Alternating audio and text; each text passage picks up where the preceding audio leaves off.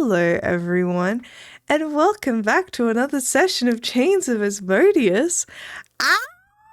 Before we start, I think we need to introduce these lovely people. Hi, I'm the person that wrote a book. More on that later. Maddie, Hannah. Hello, it's me. I'm the one who, my last D&D session, my players made a choice where I had to rewrite the whole campaign. Hannah. I've done that shit. Diana. Hi, I'm Diana Faye. I'm the one who is finally home for the foreseeable future, that being the next 3 or 4 months, and I don't have to fly out again. And as soon as I realized that, I tore off all of my acrylic nails with my teeth because I wouldn't have to do anything where pictures would be taken. Hell yeah. Hi. Apollo. Hello, I'm the person who's building a voiceover booth and almost died twice. Not really, but just had really bad asthma because of the amount of dust and sawdust and wood. Fun. Incredible. Yes, Hannah was a little bit quiet. I've turned her up. She should be okay now. Talk, Valentina. Here I am. I'm speaking. Okay, I that's will better. turn myself as much as possible. It's okay. I Yippee. turned you up. I think I turned you down because maybe you had I don't know. Welcome back, everyone. We're missing some friends, but that's okay. First, let's do our usual announcements. As always, content warnings are important. Just because this is a grimdark fantasy campaign, and we want to keep you safe. Also, if you want to be around a really cool group of people, you should head to the Discord. It's my personal Discord, but also just acts as whatever campaign I'm currently doing's Discord. There's over 200 lovely people in there. You can hang out. People send memes. People send art.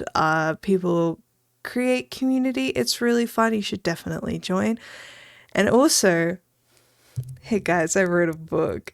If you haven't already seen on my socials, I have been working on a little project for a long time, which is based on my old campaign, Dungeons and Demigods, which is a setting guide called Circe's Guide to Aiaya, the Handbook for the Half-God, which is a setting that helps you play in a Percy Jackson-inspired Disney Don't Sue Me campaign.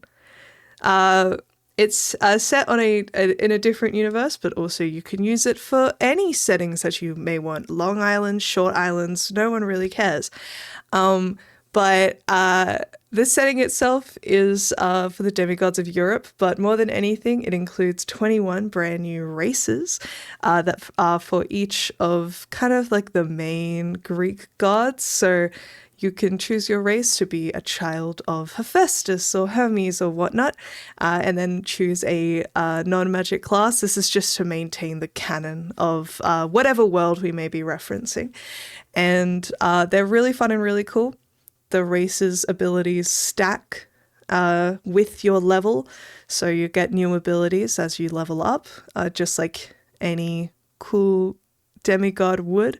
There's also 20 brand new magic items inspired by both Greek mythology and some items from the campaign. There's a bunch of awesome NPCs also from the campaign. And the Kickstarter itself, this is not for profit. This is absolutely just a passion project. But the Kickstarter itself is just to fund the incredible artists we have involved. We have the incredible Agatha Frieza. If you haven't already seen her art, she did the cover art and a lot of the art that you will see. She's an incredible, incredible artist. So the main goal that we are going for is just to get her to do the NPC stuff. Then we have Iris Short, who works with Green Goblin Games. They do some awesome kind of homebrew magic items on Patreon, and she's going to be doing the art for all of the magic items. And then we have the incredible Titus Lunther, who is going to be doing the location art. If you don't know who he is, I have examples. He does magic cards. These are 2 of his cards. And also, if you're familiar with Strixhaven, that's his. He is official, and he said yes. So make sure that you fund the campaign. He's one of the stretch goals. He's really, really cool. We really want him to be involved. So please do donate. We also have Chloe Boland, who's an incredible cartographer. She's going to be doing the map. We have some really sick people. Jenna Friggers, she's doing the graphic design. Hey, I'm really lucky. I'm a lucky little gal who has an awesome team behind my back. My friend Seb edited it. And our friend Raven is our sensitivity reader. We are putting as much effort into this as possible to make a really cool book for you guys. So please support it if you can. Otherwise, share with your friends. You can get it as a Christmas present for your friends. It's Christmas. But yeah, if you've been enjoying Percy Jackson Season 2, I think you would really enjoy this book. Please check it out. And on the 20th, on Saturday the 20th at 6:30 p.m. ET, we are going to, Diana's in it, we're going to do a PvP where all of the players are going to be playing races from the book with a bunch of magic items. So if you want to see it all happening in real time, make sure you check out that stream. Also, when people back the Kickstarter during the stream, weird things will happen and it will be really fun. Okay, thank you for letting me yap. Very exciting. All right. Now, I think it's time for our recap. Our recap person isn't here. Who's gonna do it? Dib's not it. Oh shit. I can try. I believe Because in from you. what I understand, it was straight up just a single battle where Kinda we spent the was. entire time kicking the shit out of a guy who we were hunting down to pay back the hag, whose name I forget. It's definitely not Katrina? Hurricane Cathode. Anacrita. That's it. That was basically right. That was basically and right, she yeah. put us under a gesh, essentially, to go and hunt down some dude that she fucking hated. That dude was also in the process of hunting down, You guys. scary goth lady. Yeah, technically us, but mostly, oh my god, why am I forgetting her name? This is why we have Calithria? Kaylee. Thria, that's it. Good old, the other cathode. So Calithria, I guess, for some Katrina reason, too. pissed this guy off, and he was like hunting her specifically, from what I understand. Well, so Abigail's boss is Beelzebul, and Calithria kind of put him in a cage and put him under a truth spell, and his whole thing is lying to people. She just kind of pissed him off that one time that she did that one thing in session 1. Yeah, noted. So they weren't super appreciative of that. Great time to go back and watch session 1 and then also tell all your friends too, if you want to recap on why. But since it was convenient to us and we needed stuff from the hag, we went along with it, followed the gesh, and before leaving town and skipping to the next layer, we decided, hey, we'll ambush this guy while he is investigating that submarine, essentially. It had gotten knocked onto the beach by the dragon turtle. Everyone started like gathering around it, going after the soul of the Unmaker. We jumped out of the rocks somewhat unsuccessfully and almost got our asses handed to us. And by us, I mean mostly Hannah and Apollo. And then we managed to scrape by with a very well-placed power word kill. After that, we kind of just called it, I'm pretty sure. We're just kind of hanging out on the beach now, right? Yeah, we kind of just we did. I read out some magic items, and then we kind of finished there. So, you guys currently, not looking too hot as a group overall. I think, I do think Amir kind of doesn't count because she wasn't involved. Raimi kind of was the only one who came out majoritarily unscathed, because I do think Solstice was right down there at some point. Yeah, listen. Hey, guys, level 18. I almost died. You almost killed me in a different country. That was Yeah, I good. did. Tee-hee-hee-hee-hee. Where were you? I was in London. I was going to say, I Yeah, thought lots I of different out remembered there. that. Can you imagine if I killed you in England? I killed an Irishman in England. If you killed an Damn. Irishman in England, oh, you're getting cancelled, buddy. I'm going straight to Elon Musk's Twitter. I'm canceling you. Boycott. Incredible. Oh no, I just have Manchester, England from Hair stuck in my head. And I believe in God. Alright. You guys, you kids, are all very beaten and bruised and sitting around in the kind of strangely grey, monochrome, dusty ground of right on the outskirts of Maladomini. You see like some parts of Maladomini around you, those kind of like cracked, abandoned parts of buildings that have long been turned to rubble, and Abigor's body, headless, no head, still lays before you, but seems to be slowly, well, at a speed that is not normal, is rotting away, most likely because maybe like the soul is stored in the head or something, because definitely he doesn't got one of those they don't belong to him. That's straight up in Anacretus' hands right now. But what you do see in the far distance is that submarine, that submersible, is still pushed up on the banks. You see occasional little bits of movement on the top of it, but I'll say roll me a perception check to anyone who is studying what's going on here. Yeah. While we roll this, what did we do with the sword?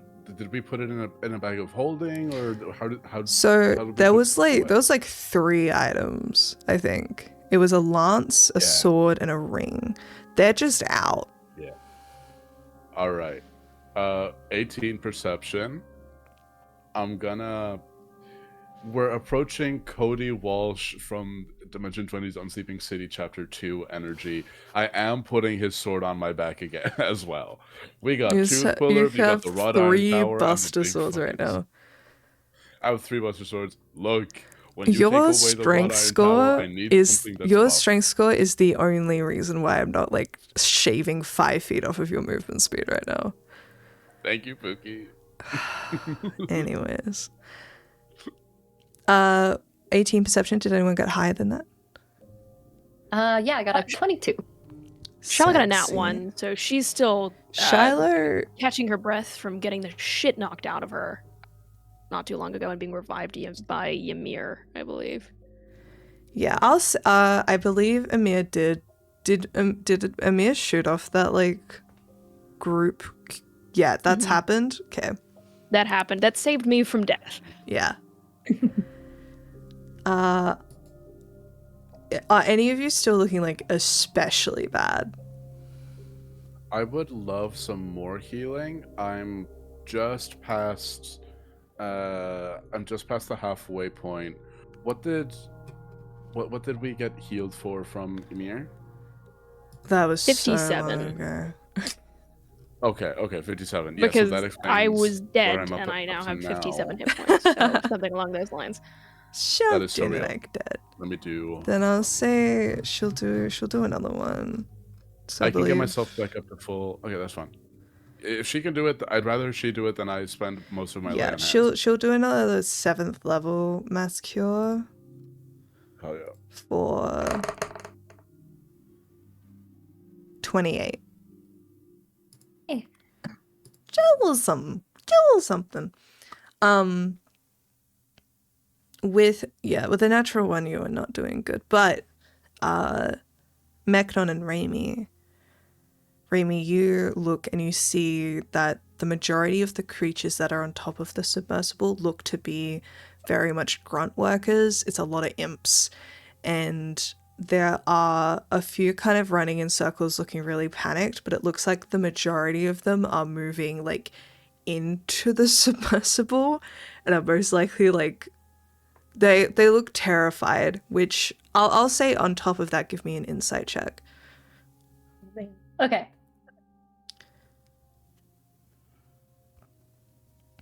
21. Okay. From the way that this is looking, you do get the vibes that the big swingers on the submersible all came here, and these imps are currently leaderless and terrified. Which you do get the vibe that this submersible is not too much of a threat to you in regards to like generals and soldiers and fighters, at least. Okay. Are they close enough to be able to hear me if I were to shout? Probably not. It's like a good like 300 feet away. Go ahead, Ohlen. I'm just gonna look to you as we're both looking. Should we take command of the submersible? I look at the very dry earth underneath it, and I go, I mean, I don't think it's gonna go anywhere. No, but we can at least scare them into not snitching.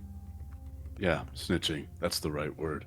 Just rock up, say, this is ours now. If you have a problem with that, go talk to your old decapitated general. Ah, yeah, we can parade his body around on a stick. I poke him with the rancer. The head is currently like rotting, right? Decapitated? Yeah, so Mechna cut its head off and then the head like disappeared with like a cackle. And then your chains of like, I like calling it gay ass, disappeared. Damn, our gay ass. I love my gay ass chains. Your gay ass chains fucking came off. Welcome to Gay Ass Chains of Asmodeus. Welcome to Gay Ass. My name's Remy and welcome to Gay Ass. New merch, when? I have 21 strength. Is it physically possible for me to take the rancer, just kind of stick the body on it, and then actually heft it around with me, or is he like... Oh, he is a big boy, and also his whole like body is like stapled with like infernal iron. I think you would probably need Mechnon to help you. Could I use telekinesis? What's the weight for telekinesis? It says that if the object is huge, I have to succeed a strength saving throw. What is the strength saving throw? That's a good question. I imagine it's... You can try to move a huge or smaller creature. The target must succeed on a strength saving throw, or you move... it needs to succeed on it. So yeah, object, you can try to move with object. telekinesis, you'll be able to. Yeah, it doesn't seem to have a... Yeah, he's not rolling any strength saves. That's a buddy. Can I, like, puppet him? Like, FNAF style? So this headless buddy is just kind of going...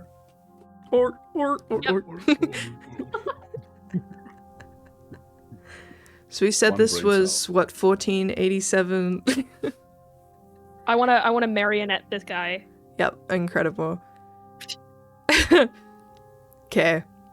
So another thing to point out is that the submersible itself is pushed up on the other side of the River Styx. The River Styx itself is... It's like 150 feet wide. So, once again, I offer to the group that... no, Giant Eagle Emir taxi. Yeah. I mean, I could also teleport you guys up to the submersible if you want. That's easier. Well, which is the lower spell slot? Well, teleport's a level was a 7th level spell slot.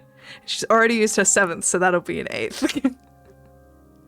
Oh. What's polymorph? 4th. Polymorph herself into a big bird. Yeah, and that'll be even more intimidating. But it's also Emir, so I feel like she just like turns herself into like a massive dove.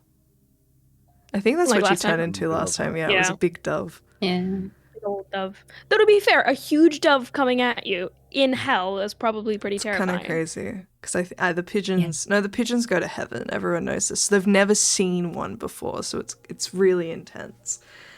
All the cities in hell, no pigeons. No pigeons because all the pigeons go to heaven, and this is a message brought to you by We Love Pigeons. Big dove.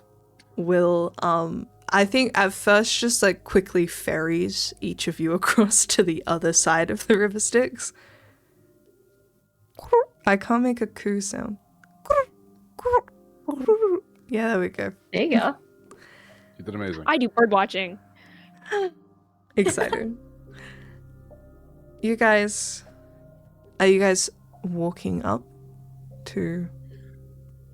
Yeah, I think once we're within like an appropriate distance, the wrought iron tower. I've tried this once before in this campaign and it didn't work. But these guys are imps, so they should be weenies.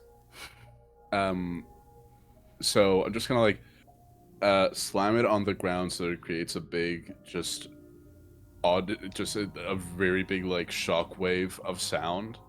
And then when everybody looks over, I would love if, I mean, like, how is this is for you, Hannah. How are you like holding the body? How are you holding him puppeteering wise? I think it's a little bit like when you pick up a cat, like underneath the armpits, and it just like elongates, but like it's just like this. That's how I'm carrying him. You're like Vecnoring this guy. Yeah. He's just like T-posing, just floating over. I'm gonna do that, point over at the body, and the wrought iron staff functions as a rod of rulership. So brandishing the weapon of one archdevil and just kind of pointing at the decapitated body of a general of the hells, I'm just gonna say, "Listen up, you worthless imps! This submersible is ours now. You listen to us, or you join his fate. Understood?" Okay. I think there's like one guy that's actually up there right now. The rest of them have run away. Can you roll me an intimidation check with advantage? Yeah. Low DC. One little. I just yelled to the one guy and I'm like, "Your friends are kind of shitty, huh? They kind of just left you here, huh?" Yeah. This is a nat 20, dude. Oh Why here? God. Why now? Yeah. You're something in you. It's the commander's presence of it all. I think some of your like innate paladin magic almost thaumaturgies your voice a little bit as it echoes through this ship, shaking it slightly. Even like the you guys, your teammates, have a little moment of like, glad he's on our side. Jesus Christ. In all this, my mouth is still dripping from wood because I didn't cut his head off. I ripped it off with my teeth. You did. You went on. I'm just like dripping blood. I'm like, listen to me. This little imp with his like stick spear. He pees a little. That's definitely one thing that happens. You, what's your name? I think with the nat 20, I think like this reverberates throughout the ship, for sure. So it's not only this guy that hears it. Unfortunately, he does die of a heart attack on the spot. He dropped. He's gone. Oh.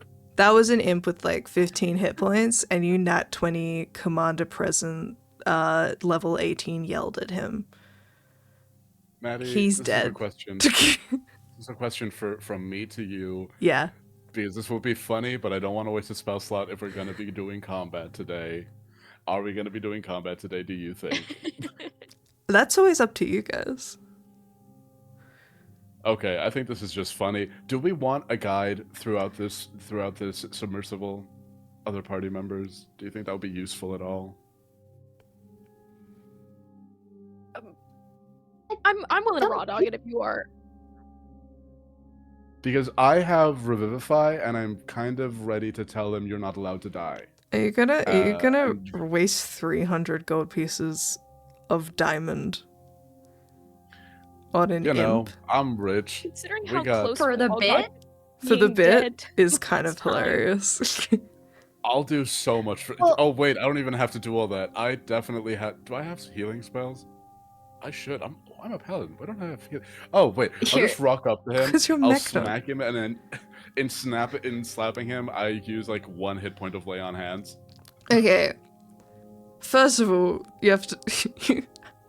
So you climb onto the submersible. This is implied, I'm assuming. Okay, this is too much. I'm good. I talk myself out of it. I'm shy. Okay, so you guys see this imp fucking drop dead. So currently, for the outside, this submersible is huge. It is the size of like a military submersible. She's big.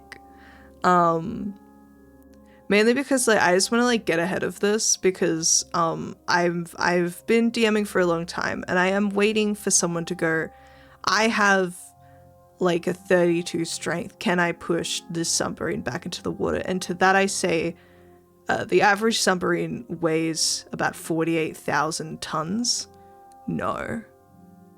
Moving on. It's big. It's made of infernal iron. On the side of it, you do see that there's like a good 3 ladders, which is probably how the other creatures came down and were able to rush ya. But you see on the top of it, it is like covered in these like jagged spikes and is like the top of it is, as expected, fully covered. Though you see in the middle, you do see some like roiling kind of smoke is pouring out of the top. Almost, it resembles like an iron whale in a way. Like it comes up for air to get rid of its smoke from its great infernal engines. What would you like to do?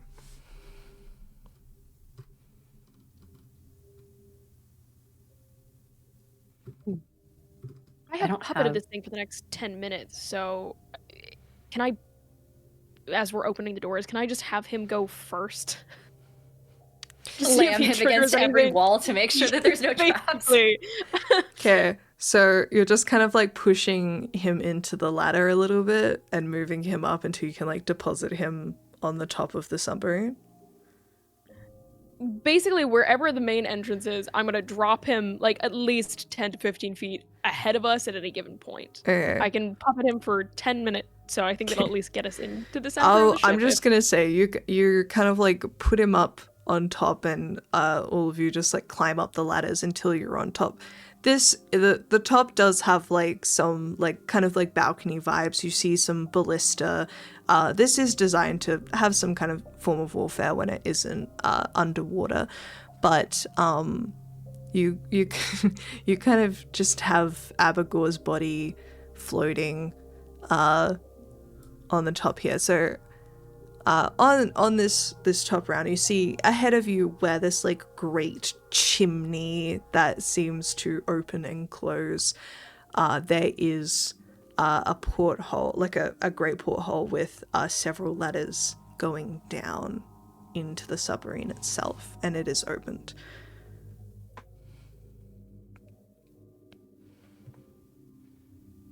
The urge to just drop him down one and listen is pretty heavy. Commanders first. Yeah, I'll do that. I'll pick whatever the furthest one is on the like the right side. Just drop him down. See what happens. Okay. We don't need the body. She already has the head. You guys float Abagor's body. It's like you guys are like dropping a smoke bomb, but it's just a corpse. Should we attach a smoke bomb to the corpse?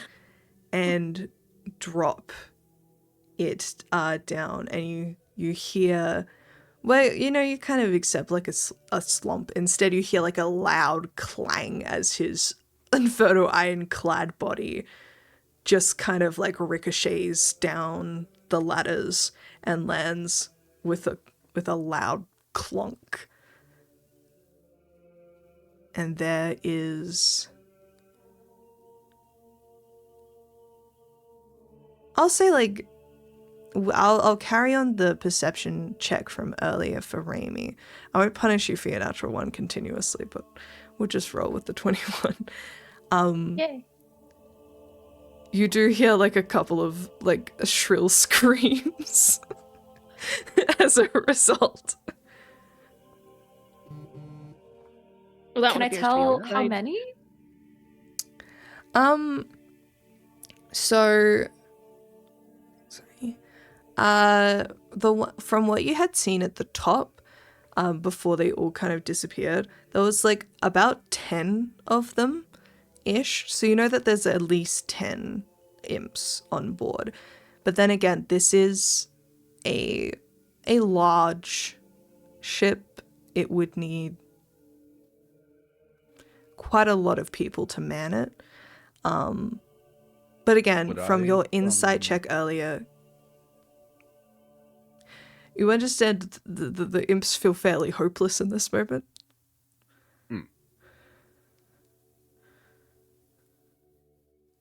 I think we're good.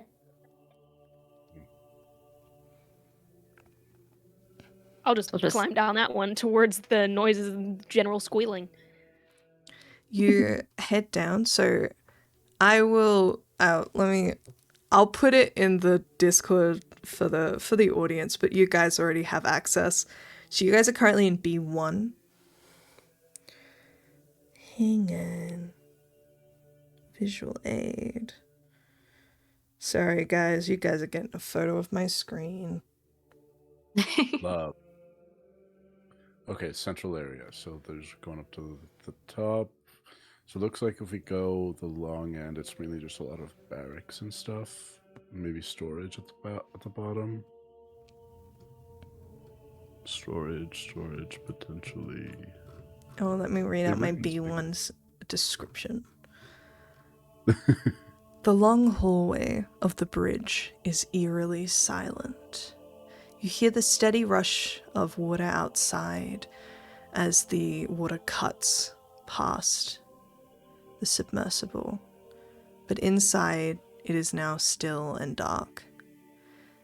The brightest light comes from the occasional words written in fire on the walls in Infernal that flash briefly and then vanish. All of you can read Infernal. Okay. Question mark. You just see a lot of like alerts, like engines failing, help. It looks like these are used as ways to oh my god, what's the pass? I guess I'm gonna go with pass. There's a better word for it. Pass messages around the ship. A long metal device hangs from the ceiling in the center of the room, with handles on the sides and a small window for eyes. You know it. Can I just give a quick once-over on all of the signals to make sure none of them are distress signals and we're not going to, like, accidentally notify some kind of archdevil? You see a lot of them definitely are distress signals, but it seems to be that these messages are just flashing around the submersible itself. So within this submarine, people know what's going on. Someone is saying that commanders... But it's not like an SOS to outside sort of situation. You're not getting that vibe. It's a lot of the commander is dead. Most of the forces are dead. We are beached. Does it look like there's like an intercom microphone that we could maybe like talk over, like a Doesn't look like it. These messages are just read and they kind of like flash briefly and then burn away. I love punching this. Every time I like move my hands, I'm like As you should. Oh. Okay. If you were to go a extraordinarily important piece of either equipment or body, would you keep it at the base of the ship or in its middle? Probably away from the barracks. I wouldn't want an imp fucking it up. No offense. Yeah. And then just squealing. Some guy just goes, "You got it." No. Actually, are any of those like little squealing things still around? Not where you can see right now. You suspect that they have probably run away and hide. Hidden. Right. Forward then. I mean, have I ever worked with submersibles before? Would I have any idea of like, oh yeah, what would be the most strategic You're location from a to desert. put I precious don't cargo? think you guys like fucked with like. Okay. I don't even think you really are good at boats either. I think I haven't. I'm not processing truly. Everything's happening so fast. I haven't processed that I'm in a thing that goes under the water. Yeah. Under the water sounds terrifying. Why would you ever want to go under the water? That's where you drown. Shiloh's kingdom is canonically like coastal, so she probably deals with boats in some capacity. Could I maybe make like a little bit of a history check to be like, where would I keep something important? Roll me a history check. I'll say, oh, you already have proficiency. Yeah, just roll a history check. I do. But I rolled a nat 1, so... That's your second nat 1 for the night? My second nat 1 today. Hey! Can I help by just being like standard knowledge? Not now. These are done. These are done. I think it is more so that you would definitely not be familiar with the idea of a submarine. This is, like, funnily enough, hell itself is in some parts, like, far ahead from some of the technology, and sometimes it's extremely far behind. It's this, like, strange mix, but probably the one thing that they are very ahead of is forms of warfare, and you're getting that vibe here. So very much you are used to ships and boats, but I think while in other circumstances you may be able to use your knowledge of ships to break this apart, right now you're just like, well, this is completely different and therefore I have no knowledge on it. Yeah, no clue. This one goes underwater, which means it would be set out completely differently, I believe. Sometimes on ships and things like that, though, they'll have like a little. Now, I don't think hell is gonna be like. Yeah, do you think they'd have a little map? A little map to be like, here's the exit. Here's this way to the. There's a fire extinguisher in hell. Yeah. Who's the fire marshal here? They probably don't care about that, but it was worth an ask. It was Bone Devil number 2, but she killed him. I guess Shiloh will just start looking down hallways. Sure, where are you guys headed? This is what the map is for. Forward, towards the front of the ship, I guess. Heading into... Unless you guys want to move backwards, I was going to start heading down towards B8, B10 area. Yeah, we'll just search everything we come across. Yeah, just walk down. Alrighty, so B8, as you, like, look to your right, this door is, like, very similar to all of the other ones. B10, you see, I'll say in general, let's just make this like a group overarching roll. Can everyone roll me investigation? Yeah. Yes. Oh no. 17. Oh no. Oh, yeah, 17. 14. Investigation. Oh my god, 14. It could have been worse, I'm not gonna lie.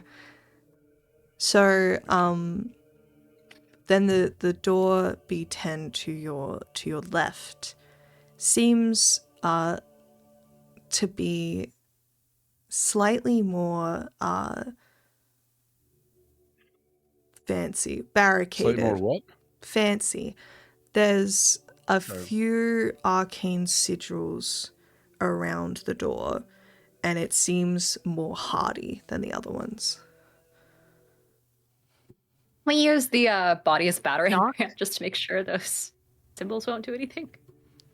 Use the what? Also, the body as a battering ram? You kind of like smash it into the door a couple of times and it doesn't really do anything. Alright. Can I use Can knock? we have him open the door? You use knock? Fingerprint scanner. Yeah, I use knock. Honestly, you guys are foregoing all forms of subtlety, so I think it doesn't really matter that it's gonna make a loud fucking noise. The ship is ours now. Y'all have made several loud fucking noises. There's like all of these like sirens going off. Shiloh's just like, fuck it. She'll like kick the door in if she has to, but she'll use knock if it won't open. Okay, so you see that as you cast the spell, the sigils kind of like flare and then power down as this arcane lock is suppressed by the spell for 10 minutes. And the door, the wheel turns slowly as the door creaks open. We have the commander hold the door open for us so it doesn't lock behind our asses. He's just kind of like cramped in there like a doorstop. Yeah. Despite the cramped halls of the submersible, this particular room is reasonably sized, with a large bed, a table, and several chairs. There are papers scattered over the table. It reminds you of a captain's quarters. We're in his room. I would love to start rifling through drawers and see if I can find any evidence of the Unmaker and its location on the ship. Alrighty. You do immediately get the vibe that this room is very much not used often at all. The sheets on the bed have dust on them. They are very rarely used. There is a lot of work to be done in maintaining an infernal submersible. The papers on the table mainly detail the logistics of keeping the devil crew fed and disciplined. You do see a letter, a correspondence that was about to be sent but had not been sent yet, written by Abigail himself, that says, to my lord, we are approaching into your realm. We bring the treasure. We have yet to see signs of your enemies, but know that they will meet a vicious end. That didn't really work out well for him now, did it? Just kind of handing over the letter. There's like more detail about like what's going on and who they've seen and whatever, but like no. Looking through the drawers, you managed to find a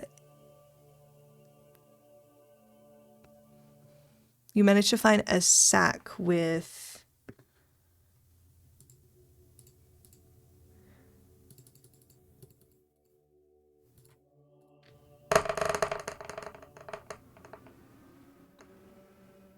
57 gold pieces in it. Big ups. Nice. Some nice, like 2 bottles of like a nice whiskey. It's the good devil shit. The letter is the only piece of information that you find that seems to hint to anything about the treasure. Is all that's said. But even then, it could be something else. You don't know. You do recall that while Zythan had said that no one in the Hells, especially Asmodeus, was aware of what this soul was or what it could do, because if they did, that would be catastrophic. But as soon as likely the soul reaches Asmodeus, he would figure it out. But they do know that this is an incredibly powerful soul, so it could be referred to as something like that. Maybe we should look for the brig. I think that's a good idea. What the fuck is the brig? I've never been on a ship. Just what exactly is a boat anyways? No, there are brigs in war camps. It's fine. Well, yeah. Well, you've been sleeping in the brig consistently, so I feel like you would have figured it out. I was sleeping in the engine room. I was sleeping in the engine room. True. I'm not going to the brig. I've done nothing wrong ever. Heading off to B6, B8 then? Yeah. Heading down the hall. Sorry, B6, B7. We may as well just pop our head everywhere. You're like, hello, anyone home? You pop your head into B6. It looks to be the Unmaker. It looks to be 4 rooms dedicated to bathing and showering and other such facilities. B7. I'd take a quick shower, but I think we're good. You see 2 large rooms dedicated to housing and feeding the crew. You see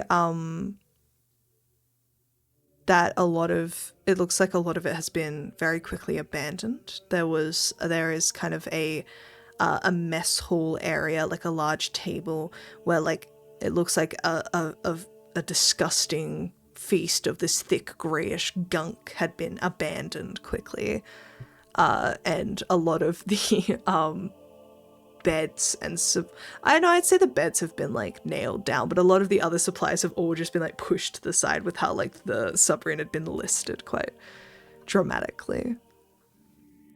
I'll say roll me a perception check. Another nat 1? These are going to jail. Hannah. Modified 1. These were a gift as well from a very lovely follower. Roger, I'm upset. Roger, what'd you do? Roger, what the fuck? He gave them to Will Wheaton. Will Wheaton spat on those dice. Well, I got a 22. Slay. While the others are just like, well, this looks like shit. Raimi, you notice a collection of about 5 very small red quivering bodies that are hiding underneath the beds. Oh. All right. I'm going to go up to what Diana feels bad. Raimi, however, is going to immediately stomp over to the bed, reach under blindly with one hand that has a glove of giant strength on it, and yank an imp out by the tail and just hold it up. Ah! Hey, hate to interrupt your workday and your organization chart here. We're looking for a soul. So? I shake it. Ah! A little. It's like a little. Please tennis, don't kill like me. Pokeball, legally distinct. We won't. I won't. I turn him around to face MacNod and Shiloh. We might. They might. I taste terrible. Oh, I don't know about that. Why don't we find out? And I'll like flex my teeth. He like turns invisible for a second, but then lets it go after like only 6 seconds. How he can hold on to it. That wouldn't have helped you. Okay, what do you want? Do you want gold? No, directions to wherever you would keep your most important stuff, and also the gold. Now that you mention it. Well, anything else? there's gold in the commander's quarters. Okay, so I'm gonna hold you Already out. took and that I'm just one. gonna like point the way, and I start walking back into the hallway. He points back to the room that you guys had just been in. He's a compass. That's the commander's quarters. He kind of sees like Abigail's foot sticking out, and he goes, "Ah!" Oh, don't be dramatic. Can I Come insight on. check this little shit to like see whether or not he's telling the truth or he like really doesn't know? Doesn't know like what you're talking about. Yeah. Yeah, roll an insight check. New dice. Oh. Okay. That's not too great, but it's a 13. You don't get the vibe that he is barefaced lying to you. He is extremely scared and probably isn't like thinking straight or like processing much of what you're saying.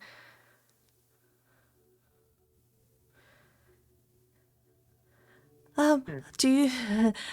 I'd be more than happy to give directions. I just don't know what you want or where you want to go. All right, what direction do we want to take with this? Is there another layer? Is there somewhere further down? Yeah, on the ship? yeah, for sure. That's where we go. That's where we Great. are. How do we get there? You go back to the porthole, And there's another porthole underneath. I grab him, hold him out again, and then start making my way. Once I reach the porthole, I'm just gonna kind of like hold him over and drop him.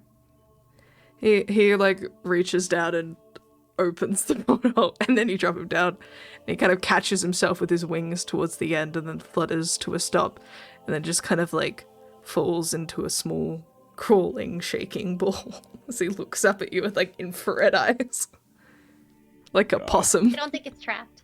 Can we take him home? Oh, Yeah, I think we can. Follow him down. All right. Just for funsies, I'm just gonna cast detect magic. Because I imagine that's been 10 minutes, so my telekinesis would. I'm just to do detect magic to just see if I can like clock where this thing is. I know it's blocked by metal, but as we're getting closer, maybe I'll be able to figure it out. With detect magic up, as you guys head down into the bottom layer, you can see that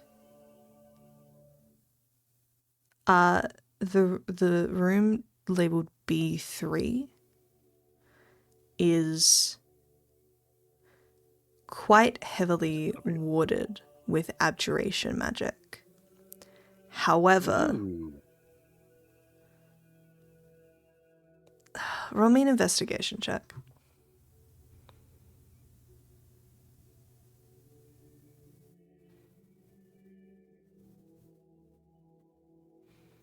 I got a 16. Okay. With a 16, that door is the first one to catch your eye. But B2 also catches your eye for a different reason. I'll describe them separately. B3, with an investigation check, you see a warded door, but also the way that the lock is positioned and the way that the door looks from the outside, you get like the vibe of a door that is designed to keep someone in rather than to keep people out. B2, you see a very similar door to the other ones that you had seen. It is also locked. It gives you more like storage closet energy.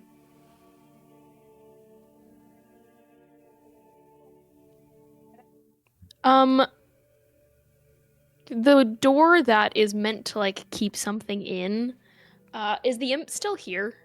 Yeah, he's in the corner shaking. Great. I'm going to be very gentle. I'm gonna like essentially like pick him up, little baby hold. Be like, there, it's okay. Why don't you tell me what's in that room there? Deep breath. Are you rolling to have a panic attack and die right now? I'm rolling to see if he knows. They're all just gonna fucking have heart attacks and we're never gonna get anything Can done. I give him? It's the communication room. It's where the messages come from. But there's no one inside, right? Nothing. No, inside. the communicator's inside. He does the communications. Right. Okay. What about that one? Point to the other one. The kind of storage closet-y looking shit. The storage closet? Yeah, why don't you go open it? I don't have the key. Where's the key? That's kind of above my pay grade. Right, I'll just drop him. Thunk on the metal. What door's a priority? Where do you want to go first? Well, if the commander's being kept inside, not commander, if the communicator's being kept inside as like a pseudo prisoner, maybe he'll be on our side. Or she, or they. Maybe they're chill. They're inclusive.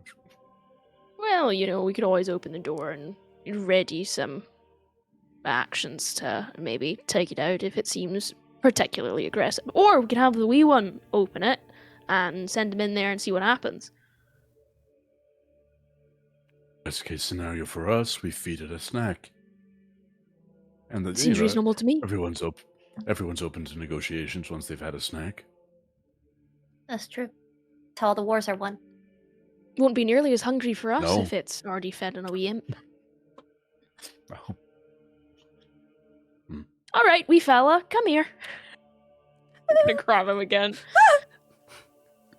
Push him towards the communication door. Huh? And if it'll work, I'll use knock again. But you're just kind Send of him using in. him as like a tiny human shield. I mostly kind of want to like open the door, shove him inside, listen. Understood. See what happens. You cast knock again. Resounding, echoing noise crashes through as the door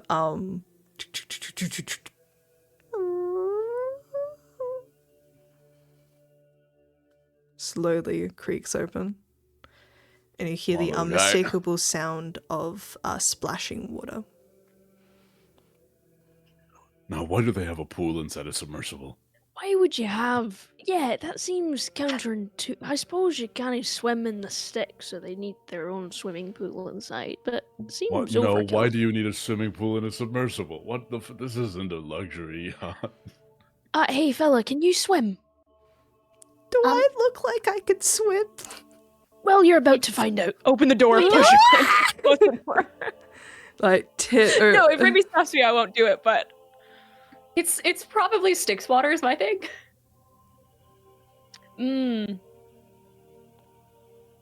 Well, we're about to find out. He's not really Yeah, useful fuck it, anyway. do it, shove him. Shove him in. I'm gonna roll a dexterity saving throw. Oh no. If I hear silence, it's fine. If it's You screaming, hear there's- as like of a sound of a very small body hitting water,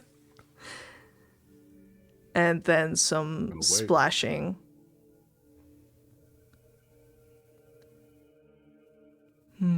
but no Does the screaming. splashing ever stop? Yeah. No, it's getting louder as you Okay. see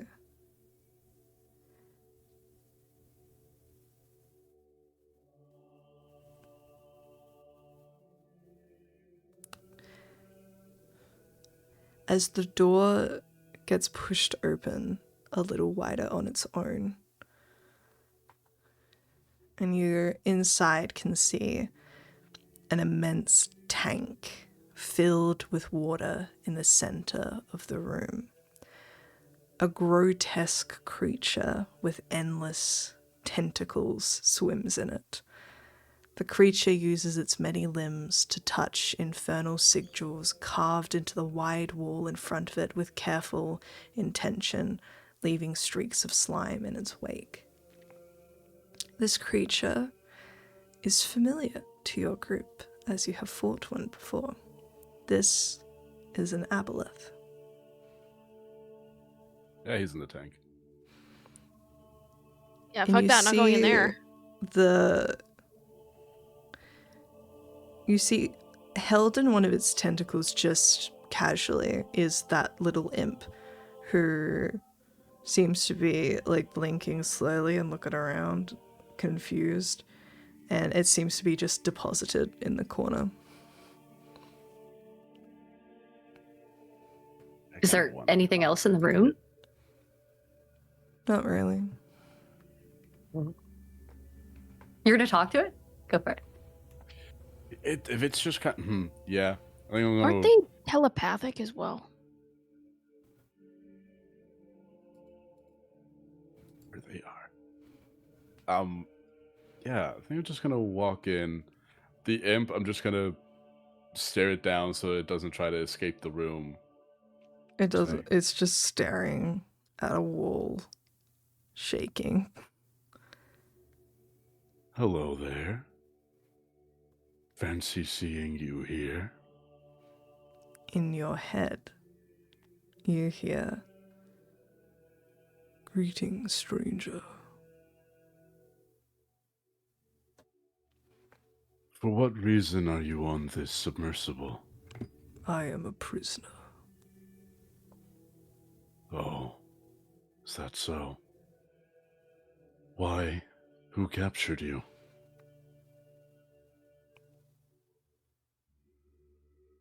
Abagor, the Filth Commander. Though I understand that he, as a result of your doing, I assume, is dead. Oh, do I still have some vertebrae in between my teeth? Just gonna fling some off. You would be right. So, this submersible is ours by right of conquest. Should we let you go? What would you give for your freedom? I know a great many things. To exist for countless centuries upon a being such as this, you hear many things.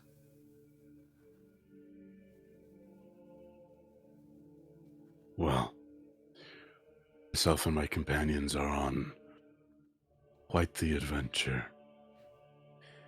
And information is something that will greatly help us. If you would swear to not do us harm, or our own ship, I would be happy to find a way to release you in exchange for information.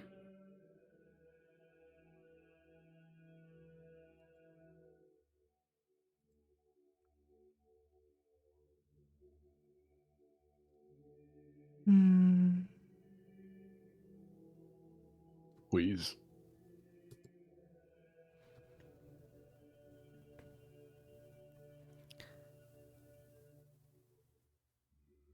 Know that I am not of this world, and therefore am not bound by my words, as the demon kind are.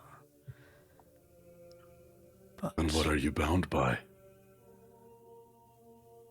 the same that all beings of your material plane are.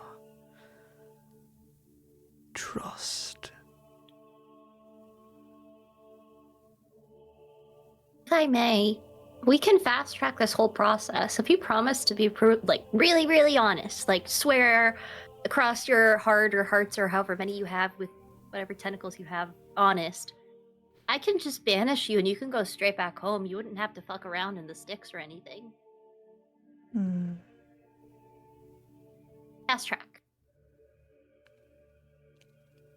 I will agree to these terms. You want to shake on it? I do not wish to kill you. That's nice. That's Ramy's considerate. gonna Ramy's like, swallow I'll her fucking insulted risk it. feelings. Yeah. Ramy's like, let me grab it. Okay. This is great. Give me the tentacle. Do we want to push our luck and be like, Don't well, you clip said you're that. gonna be super duper honest, so zone of truth. No, I don't think I'll do that. I don't think we need to. This guy's in a tank. What's he got to lose? Well, if he lies, we'll just banish him to the plane of fire or something rather than the one that he would actually like to go to. That's Awesome. not quite how it That's the works. trade. Spells, schmells. You do that right, Ramy? Ramy's like, oh. Yeah. I don't know. I'm not used to the Maybe if whole you just spell fuck up thing one of the yet. words. Romy, does anyone have proficiency in nature? No. So funny if I did, but I don't. Do we look like a funny if group I that would did. be proficient Yeah, in that's nature? valid. I'll say like Could I'll have say rangers here. because of backstory, Hannah, roll me a nature check. Oh. Because you said you lived in a coastal city. Oh. That's Because your mother's a 15? fucking aboleth. I'd say like you at least know for a fact that aboleths, despite like what their name may suggest, they are native to the material plane. They're just like real primordial. Fucking love Aboleth. They're sick. They're really cool. I like them. They're like old and slimy. Yep. Like in a fun way. Yeah. Just the They're way bitter. that I like it. They're like underwater mind flayers if they were like less organized. Old, bitter, and wet. My favorite. That was my nickname in If they high were school. Flip cunty. that. Just be the clip. No. And then send her husband the clip too. That's such a worst threat accurate. than clip it. It's send it to your husband. Send it to her husband. What do you wish to okay. know? You were captured and bound here. For what purpose did they put you to work instead of just killing you, if they could have found a way to do that? They wish to utilize my telepathic powers. To use me as nothing more than a messaging machine. That is a shame. Whom in the hell? Whom in the hell's fucking Jesus Who in the Christ. heads? Whom in the hells, mate? Whom in the hells do you hold the most disdain for? He is dead. Oh my god. I'm gonna look at the group and I'm just gonna whisper. Trust me on a wild question? Yeah. Before you ask Okay. it, given how many tentacles are in the room, do you want us to leave first or Nah. Nah. check it? I'm gonna look at it. Asmodeus. We are going to run into him eventually, as those least fortunate in the hells do. Defeating him is unlikely. How do we outsmart him? How do we outmaneuver the Lord of the Hells?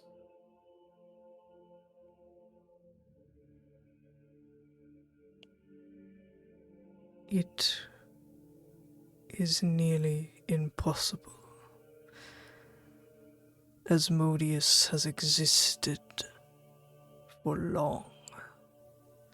As I said, I know a great many things. The most long? important thing I know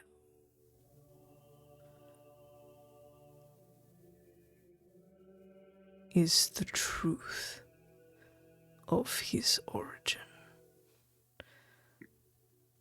That Who his mama be? Sorry. has a price higher English version of than Maury. mere freedom. For that I would need more. I can tell you, Asmodeus is ruled by pride. But his pride comes proven. It is not something he can be easily swayed by. He is the most powerful being in this realm, and he knows he is the most powerful being in this realm. His pride does not come with lie.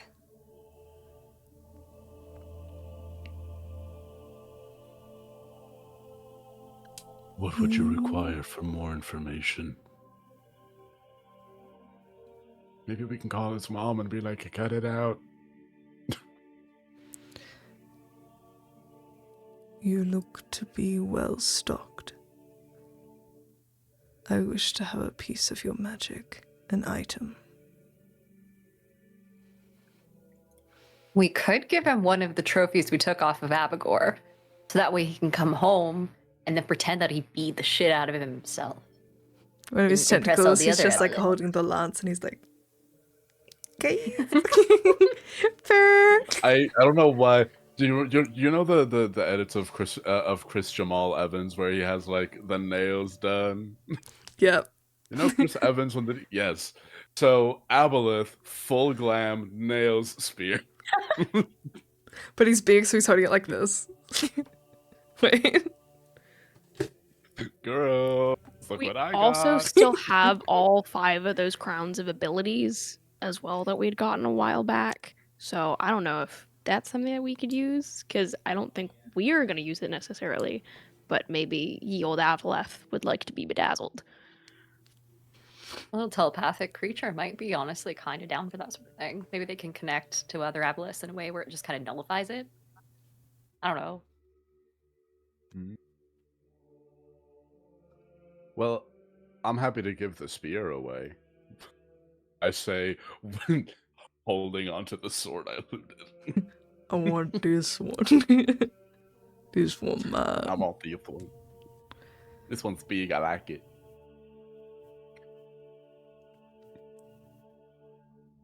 I think Shiloh would maybe like turn to the Aboleth and it just be very frank, as we're kind of in a circle of truth right now. Not in the magic way, but more of like a trust circle, as we're all talking quite frankly. What exactly would an Aboleth want from us? What could we possibly give you that would equate such information? We have many wares. What would you like? I need not its property. I need its concentration of power. Something rare. Or higher, as an example. We also still have that honestly- horn that we were gonna give to Glazia, and then we decided to beat the shit out of her instead. That's That's true. so real. It's probably can't better that use that thing is out of the hells. To be He has fair, no he said he power. doesn't need to know its properties, he just wants its power. I also have the carpet that we've used. Well, we used it. We've used it to some good. effect. Eh. Carpet's good. Okay, we're keeping the carpet. We kind of tried not to use to cross the stakes without wasting a spell slot for polymorph. Now that I think about it, we As should hold on. you look through your items, he continues on and says, but information I can give you. Are you aware of the common mortal phase? Keep your friends close and your enemies closer.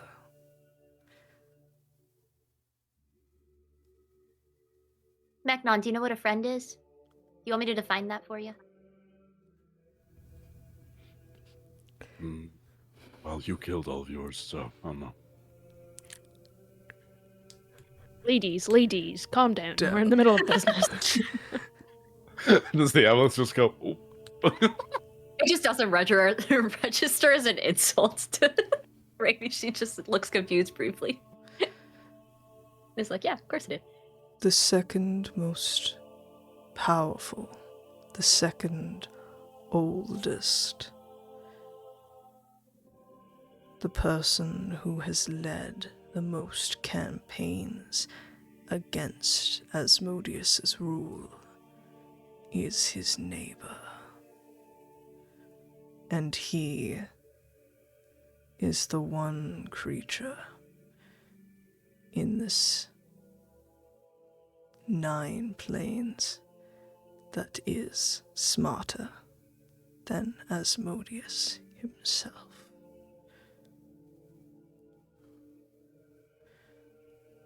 Yes, no. Who the fuck?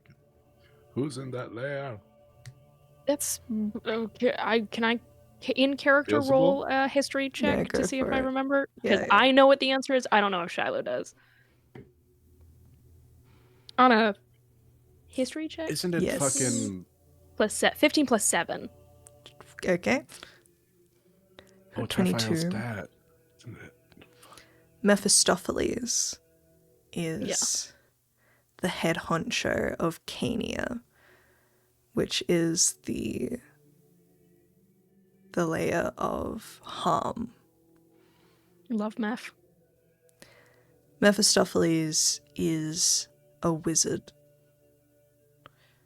He is the premier being of magic within the 9 hells. He is Asmodeus's oldest. He was one of the first beings Asmodeus ever created.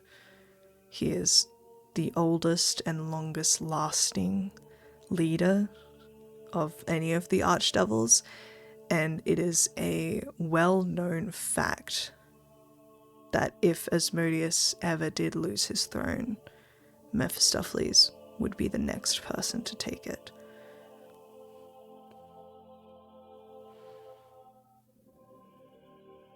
All right, that's pretty good. What did he give us that from the item, or is that was for his non-item freedom? He hasn't told you Asmodeus' origin yet. That is, Awesome. You guys would be well aware that no one knows that. Well, he's got to have some idea. He said it with a. Can I see if he's bullshitting that he knows this? Roll an insight check. The aboleth. Go ahead and insight check this Can aboleth. I insight check the primordial boy? Yeah, go ahead. Okay, I'm my willing to- incredible. I do have all right insight.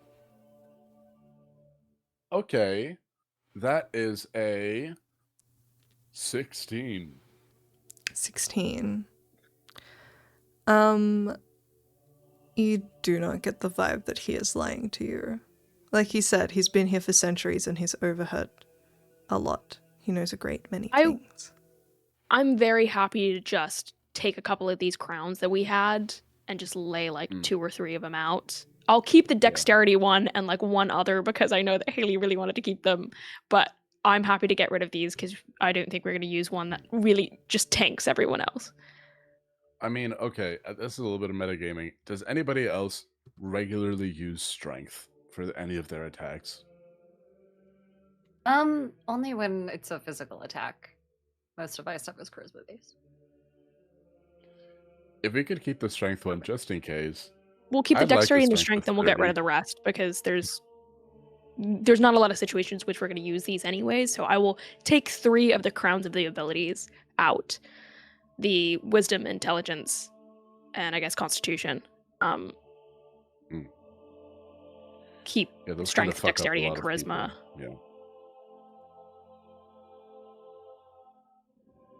Yeah.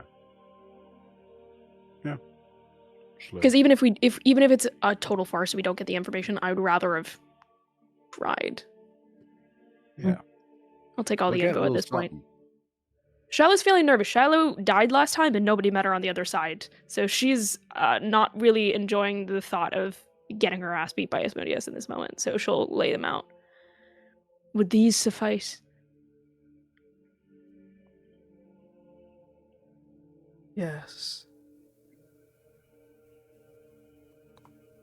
I'm going to roll to see which of the origins is the true one. Oh. 1.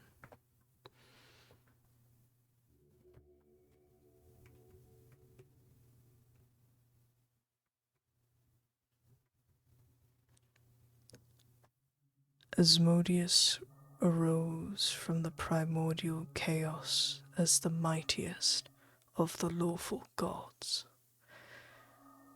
with Jazarian as the only one who could rival him. They both took the form of a great serpent and set their minds on bringing law to the chaos. Eventually, the 2 gods fought, and Asmodeus was defeated. His body fell through the multiverse until it crashed onto Nessus, forming the canyon known as the Serpent's Coil. His godhood ripped away. Only recently, in the great span of the universe, reclaimed upon killing a god and eating him.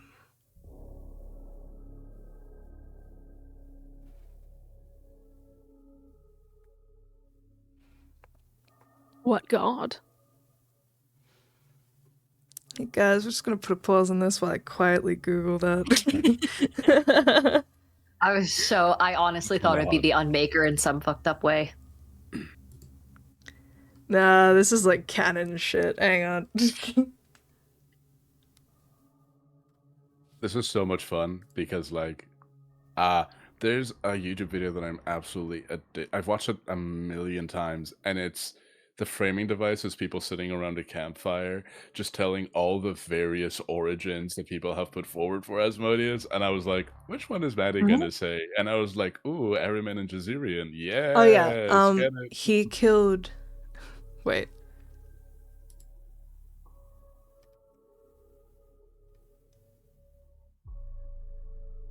Okay. Like 2E3 lore?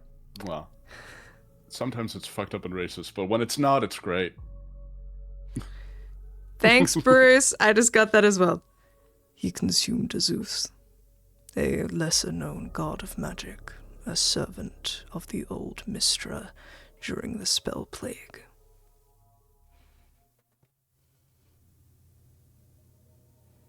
Where's... Oh, gosh, okay. Ugh.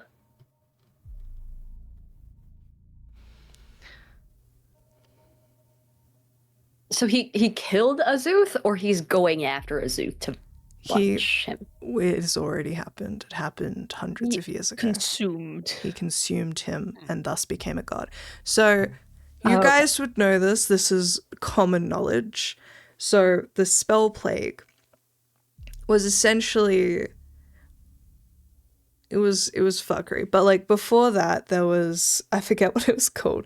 But there was a time where like all of the gods were basically like put into the material plane and like weren't gods anymore, and then a bunch of people killed like the mortal versions of the gods and then became the gods again. And like the spell plague was this wait, I need to remind... I know all of this, but I'm mixing up my history. Hang on. Hey, Forgotten Realms, your history is fucking complicated. They just put out 2 new books too. I was like... Yeah. So it started when Cyric and Shah assassinated Mystra, the OG Mystra, and then like, which basically just like caused this like insane cataclysmic event. Time of Troubles, thank you. We have people in the chat. Time of Troubles was when all the gods became human and then they started killing each other. And that's when Cyric became a god. Because he killed Baal. You'd know about that. Anyway, spell plague was basically like magic went cuckoo crazy, and it was like very like Exandria Calamity Core. All of the floating cities fucking crashed. People could cast a cantrip and it would like disintegrate someone. It was very bad, and then everyone kind of got used to it, and then the gods were like, we're coming back, and then caused another cataclysmic event, which was the Second Sundering. Guys, I know my history, which was basically where like magic was like sorted out and all the gods came back again, except that accidentally like fucked everyone over a second time. So the Second Sundering, I think, happened like 150 years ago, so not that far off. But yeah, like the Second Sundering, the spell plague caused the end of a lot of like the greatest cities and civilizations. So especially places like Halrua used to be like significantly more powerful, and they like suffered very greatly during the spell plague and then came back. Yeah. So I think the spell plague happened... so it's 14 something. Okay, wait, so the spell plague was from 1385 to 1395, and then the Second Sundering I think happened a little bit after that. So like it's within memory of a lot of the longer living creatures, but it was fucked up. It really sucked for a little bit there. But yeah, history lesson. Yeah. The Second Sundering is like 10 years before Baldur's Gate 3. Yeah, That's no. fucking wild. It's crazy because I have campaigns set like 5 years after Baldur's Gate 3, and then I keep like referencing all of these cataclysmic events because I'm like, literally all of like the adults in the room are like basically like post a great war, and all of them are like hella fucking traumatized, and they would just like have all of these like great scars from the second Sundering and would just be like, you guys have it so easy. Generational trauma. Anyways, Aboleth. And then he reaches a tentacle out and scoops up the grounds, and he kind of puts them like bangles. Yay! I kind of love that. It's cunty. I love this. I love this cunty Aboleth.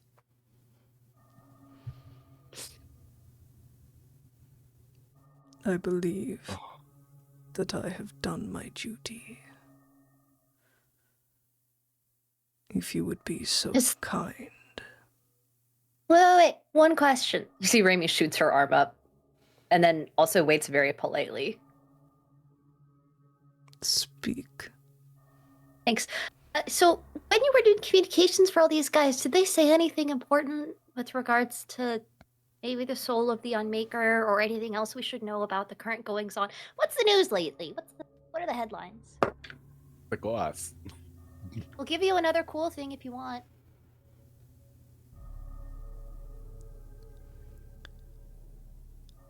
He is called the Unmaker. Well, we knew that. Interesting. I think Yabaleth knew that one.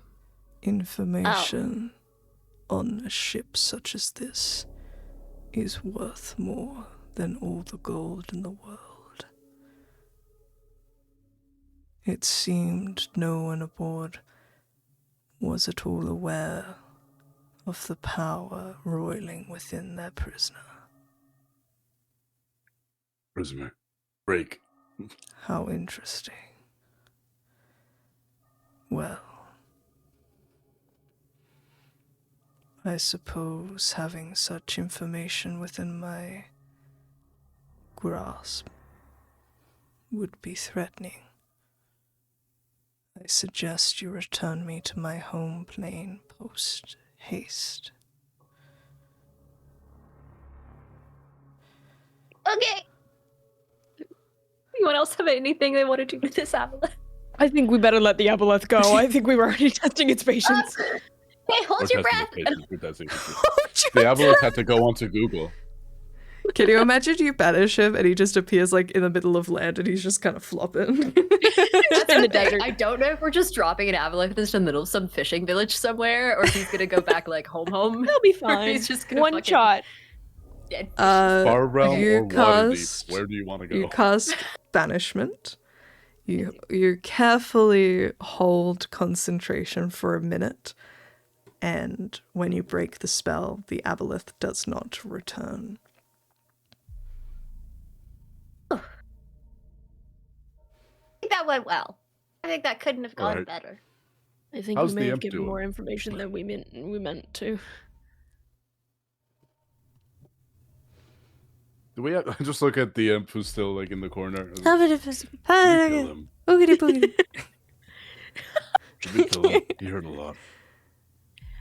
And he heard it all for free. He didn't have to give up shit. He is not looking at you at all. My boy got fucking teabagged in some Strix water and he's in a corner shaking and crying. They'll be fine. Let's go find the Unmaker. Gonna walk out and start banging on doors. Which doors? The Aboleth said. I think I'll just prisoner.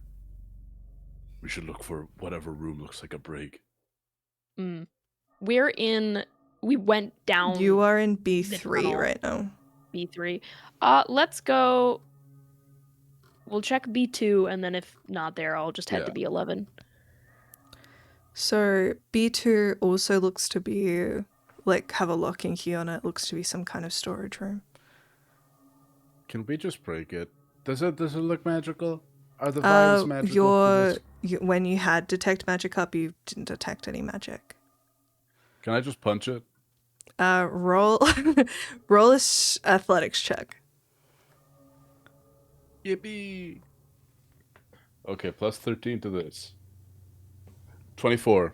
24, excellent.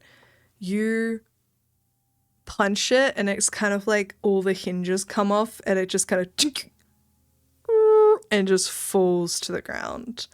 And you see a small room that appears to be used for storage, but you see some manacles have been bolted to the wall, but no one seems to be attached to them. Instead, you see lounging in a very cosy, plush-looking chair is a tiefling. He has grey skin, kind of like long spiraling horns, a very handsome face. He looks to be in his like early 20s.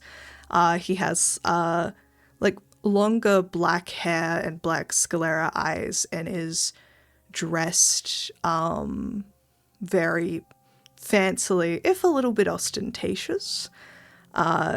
He has a half-drunk bottle of wine resting on the arm of the chair and a very delicious-looking plate of food in his lap with a small satchel sitting under his chair. And he kind of like looks up. Oh, hurrah, you must be here to rescue me. And with that, we will go to our break. God fucking damn it. You're going to make us hate this guy. Shit. We will be back in 10 minutes' time.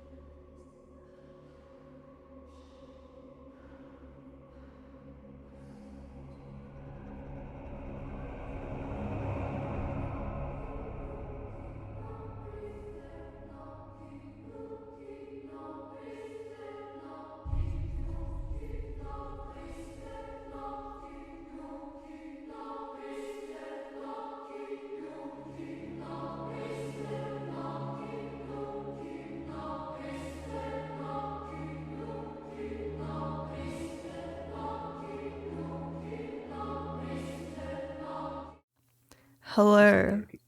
Hey, how's it going? Hello. We're back.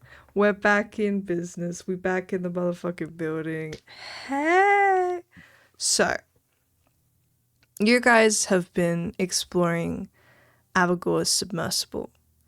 Just have a little poke around. You talk to a really chill Aboleth, who only threatened you like a little bit that one time, but he gave you some really cool information. You gave him some really cool information, and then you fucked him off. And then you have entered this storage room to see what looks like should hold a prisoner, but instead seems to hold a very comfortable individual Flat.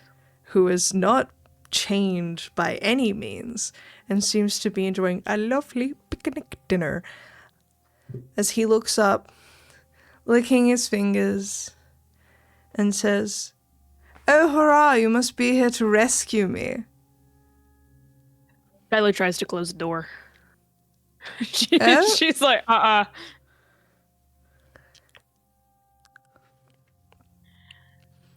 must say, Really? I am particularly strapped for coin at the moment. They don't really give you pockets when you die. So, instead, I suppose when you deliver me back to Waterdeep, Father will just talk to the bankers and I'm sure will raid the coffers and give you all that you deserve and more. I suppose we're good to leave, if that works for you, and I'm going to roll a perception check for him. They don't give you coin, but they give you He wine rolled a with the natural nicest 20. accommodations I've ever seen in a fuck-ass accent. What is this? And I gesture to the room. This is nice. Oh, I made a bet with the guards and they lost. Anyways, and he just kind of like just like carefully moves forward and kind of like pushes his way past you guys. I'll be sure to kind of vaguely stop him as he's coming forward and just kind of gruffly say, "Name." Oh, what it is, you shouldn't give your name in the hells, that's what they always say. Can you roll me an insight check, please? Yeah, for sure. Can I just back Shiloh up with an intimidation and just say, "Name now"? Nat 20. Yeah. You saw with a nat 20 that he also rolled a nat 20 on his perception. And what he saw, you saw him kind of like, he was being very casual, a person, you supremely get the idea of someone who life has come very easy to them, and they live in a confidence, carefree life. His eyes landed on Raimi with recognition, and he's like, out, fuck. Ah! Yeah, I'll make sure to like keep a hand on his chest. I have Macnon behind me, and I say, "Look, you would like out of here? We need you to come with us." Right. Yeah, we're your okay. best option So in this moment. I'm starting to think that you are here to rescue me, which is well, saddening. a rescue of sorts. But you know, would you prefer to stay here? Well, the people are lovely. You know, once you get past the whole other I'm gonna thing. I'm gonna grab him by the scuff of like hit the front of his shirt, point to Raimi and say, "Do you recognize her?" Very much so. Hello. Do you recognize him? Nope. It's starting to come to me. I kill a lot of people, so it kind of all swims together. I'm gonna look to him. She kill you? Well, it took her some time, but yes. Right, well, she's rehabilitated, and I'll kind of drop him. He lands very, like, swiftly, like, easily on his feet. So, would you like to come off with us peacefully, or are we gonna need to knock you out and drag you all the way there? I'm very happy to come peacefully, personally, if you're offering. Great. Start walking, kick him in the back of the shoes.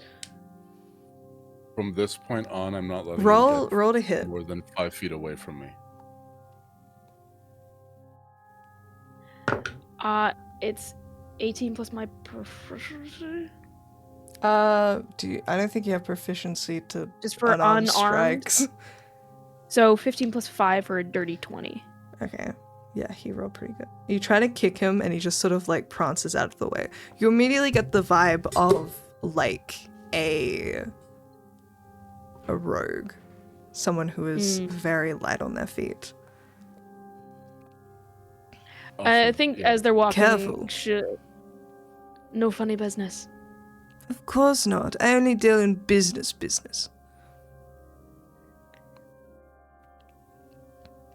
He is liked. You will love him, and I hate him. Awesome. I don't have enough My I'll head, let this him is go. just a younger Matt Berry. I think I'll kind of whisper to Mechnon, if he tries to run, I'm just gonna knock him out. Yeah. I'm not gonna let him get 10 feet away from me. I need personal space, but not that much. Agreed. I want to just Back to the throw ship on immediately. upon the table previously mentioned.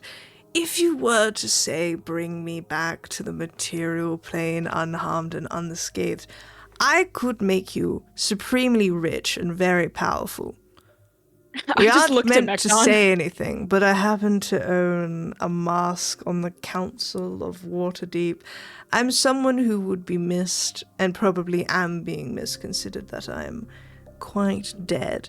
But also, I'm not a threat. I failed out of every school that you could fail out of. My father is very disappointed in me, but at the same time, I am the only heir, so he very much would want me back.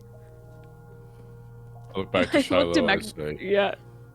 I say, oh, wow, a mask of Waterdeep. How does your entire kingdom and my entire army match up to that? You have a kingdom, sir. You do not look like a king. I kind of looked at him and I just go, And I look to you and I go, are you his servant? I cock my head to the side, and I think I have like a couple of signet rings that I wear at any given time, and I'll just vaguely bring them up to the part of my face. You are This is a... just for Oh, reference. I Look at the ring. see. Are you a lady of his court, perhaps? I'm sorry, I'm not familiar with politics. I have not studied the ways and whatnot and all of that sort of thing. I just sort of... I live my life to the fullest, but I would... Wait, let me roll something. For a gentleman whose whole safety relies on us transporting you safely, you talk a lot. Well, yes. It seems Is to that why do you quite died? well for me. No, actually. Well, yes and no. You see, I'm quite good at cards until I wasn't. Shiloh is actively like digging her fingers into her palm as her station is being insulted directly to her face after she's gone through all this shit to fix it, and is literally giving Raimi and Mechnon a look of like, if you don't shut him up, I'm going to. I'm gonna stand behind. I would bet a soul coin that the three of you perhaps are not usually travel companions, perhaps brought together by a twist of fate. Am I right? That's Don't enough go out of writing you. your fan fiction. Where the tear is from the leg that I sacrificed, I'm just gonna tear a little bit off. I'm just gonna make a gag. I'm gonna try just a cloth gag for him. He talks too It's much. for your own safety. Just shh. I thought you No, meant out of the thank remaining you. flesh for a second. Jesus. I'm No ripping need my for that. flesh No and need stuff for and- that. It's something you would do. I'll collect my payment later. It is something I do. You're so right. Oh my god. I will start directing us back towards the portholes heading up. I don't imagine... Actually, I'll ask the group, are we continuing to search, or do we have what we need? I mean, if the guy said that all the valuable stuff was in the commander's quarters and we already searched it, I mean... I think we A guys go small find part of me Calistria. wants to try get a torpedo, but I don't think we can use torpedoes. Are there Just any have other it on the prisoners dinghy. around here? Not in the room, no. All right, no, I think we're good. I think we can head back. Start moving him. No torpedo for me. I think probably station him in between two people so that he's not going to run past somebody and away, and He can come up from behind follows, us. his hands folded nicely in front of him. But you can see his like very sharp eyes like flicking around constantly. Oh, Yeah, I want to make sure he doesn't have an opening. He is looking for an opening, but you also don't get the vibe that he's an idiot. He is someone to be like, I surrender. I kind of love that. Just being like, you've already killed me, so I'm not even going to try. Hey, listen, fair enough. They're done that. Game is game. You killed me once. Shame on you. Kill me.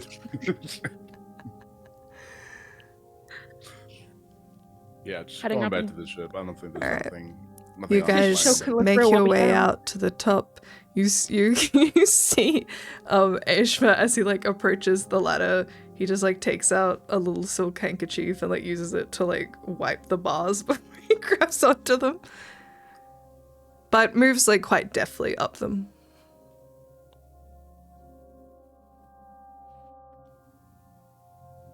And you see him kind of like wince a little bit as he like looks out. You suspect that he probably hasn't been out of the submersible or seen any form of sunlight in quite a while.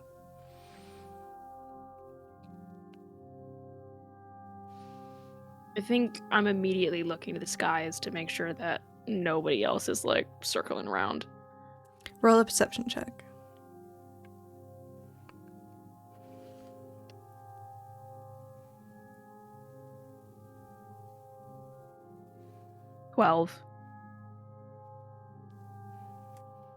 Don't smile like that. No, sorry, I saw Diana's message and it made me giggle.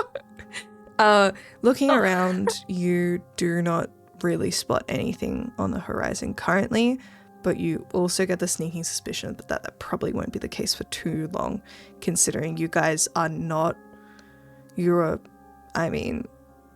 true outskirts of the city of Maladomini is not far away, a few miles. I'll be sure to take to the air as well, so that we have Raimi behind him, MacDonald in front of him, and me above him. He's just smiling very pleasantly. Just kind of looking around and going... He wanted to say something real bad, but he thought better of it. Hey, that means he's learning. Yeah. You get the vibe of like... Every 2 seconds... I'm very special.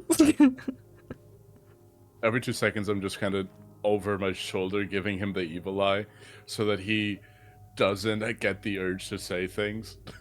Just to, On like to the shut him up. second time, when you catch his eye, he just gives you a dramatic bow.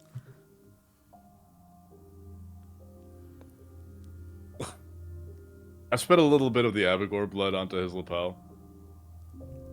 Roll to hit. With spit? Oh. Yeah, no, I'll say it's like an unarmed strike, kind of. Because I feel like Roll it's to not spit? like Okay. it's not like sleight of hand or anything.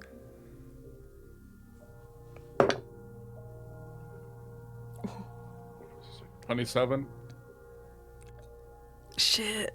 He got like a 25 on it, like a deck save. I think it doesn't hit him in the lapel, instead it hits him in the shoulder, and he just goes...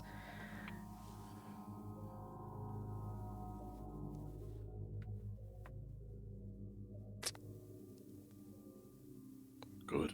Stay quiet. Just keep walking.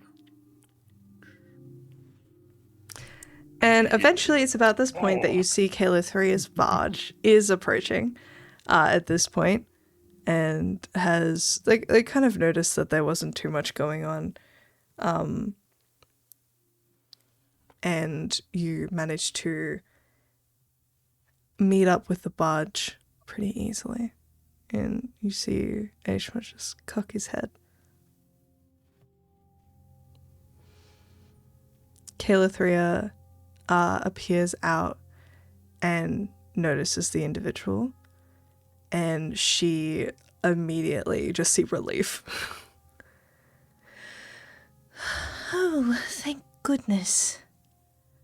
I did worry there for a second you might have grown distracted of our mission at large. And she tumbles the ladder, pushes the little board out so all of you can get on board. Greetings. My name is Calithria. I am the High Priestess. I operate... Sorry. Hey, what's up? Sorry. I forgot the god's name. I've been so good at names today. You're doing amazing. The guard's name? Kelemvor? Yeah, thank you. I was yeah. like, it starts with a K. Yeah, no problem. I straight up forgot Kelemvor's name. Thank you so much. You're doing I am the amazing. High Priestess You have of so much to keep Kelemvor. track of. We operate out of the City of the Dead in Waterdeep. And you see Ashman goes, I have been told to be quiet, but I do think it is very rude not to acknowledge a lady's question. I have been fortunate enough to not have to visit the City of the Dead yet, but I imagine that my body parts have ended up there at this point. And she nods. Yes, we were the ones who overturned your body. You were in several pieces, but we did find them all. Wonderful. Love your work. He takes her hand. So, are you here to rescue me, or they weren't very clear? Yes, of a kind. Do make yourself comfortable. Yes, will do. I'll bring out one of those whiskeys that we found from inside the general's office, pop on a table. I'll probably usher him down into the more of the cockpit area or whatever it is, the internal part. I think there's some sofas. The little captain's quarters desk. where the Yeah. Pop him in there so he can't be seen from above is the key that I'm looking for. Pop a whiskey on the table for him. I don't provide any cups, just the bottle. He takes it. You are a very kind individual. I will take this as payment on my bet. You can keep your soul coin. He uncorks it and takes a sip. My goodness me, that has a kick. Right, so I suggest are we just turning the boat around, heading on back, or... We have a stop to make first. Where? Unfortunately, the only way out is through. I'll lie to him, just straight up. Roll a deception check. Luckily, I'm good at that. You got this, I believe in you. Got a 19. He looks slightly devastated. He goes, oh, no way. Why? That is... So you're telling me that we have to go in the direction that the devils were taking me in order to get out again? That feels severely counterintuitive. That's the hells for you, unfortunately. My condolences. I promise we'll get you where you need to be. The wording very particular. That feels supremely vague and a little bit malicious. I do respect it. Always. Smile with fangs. Oh, wonderful. Oh, you're a vampire.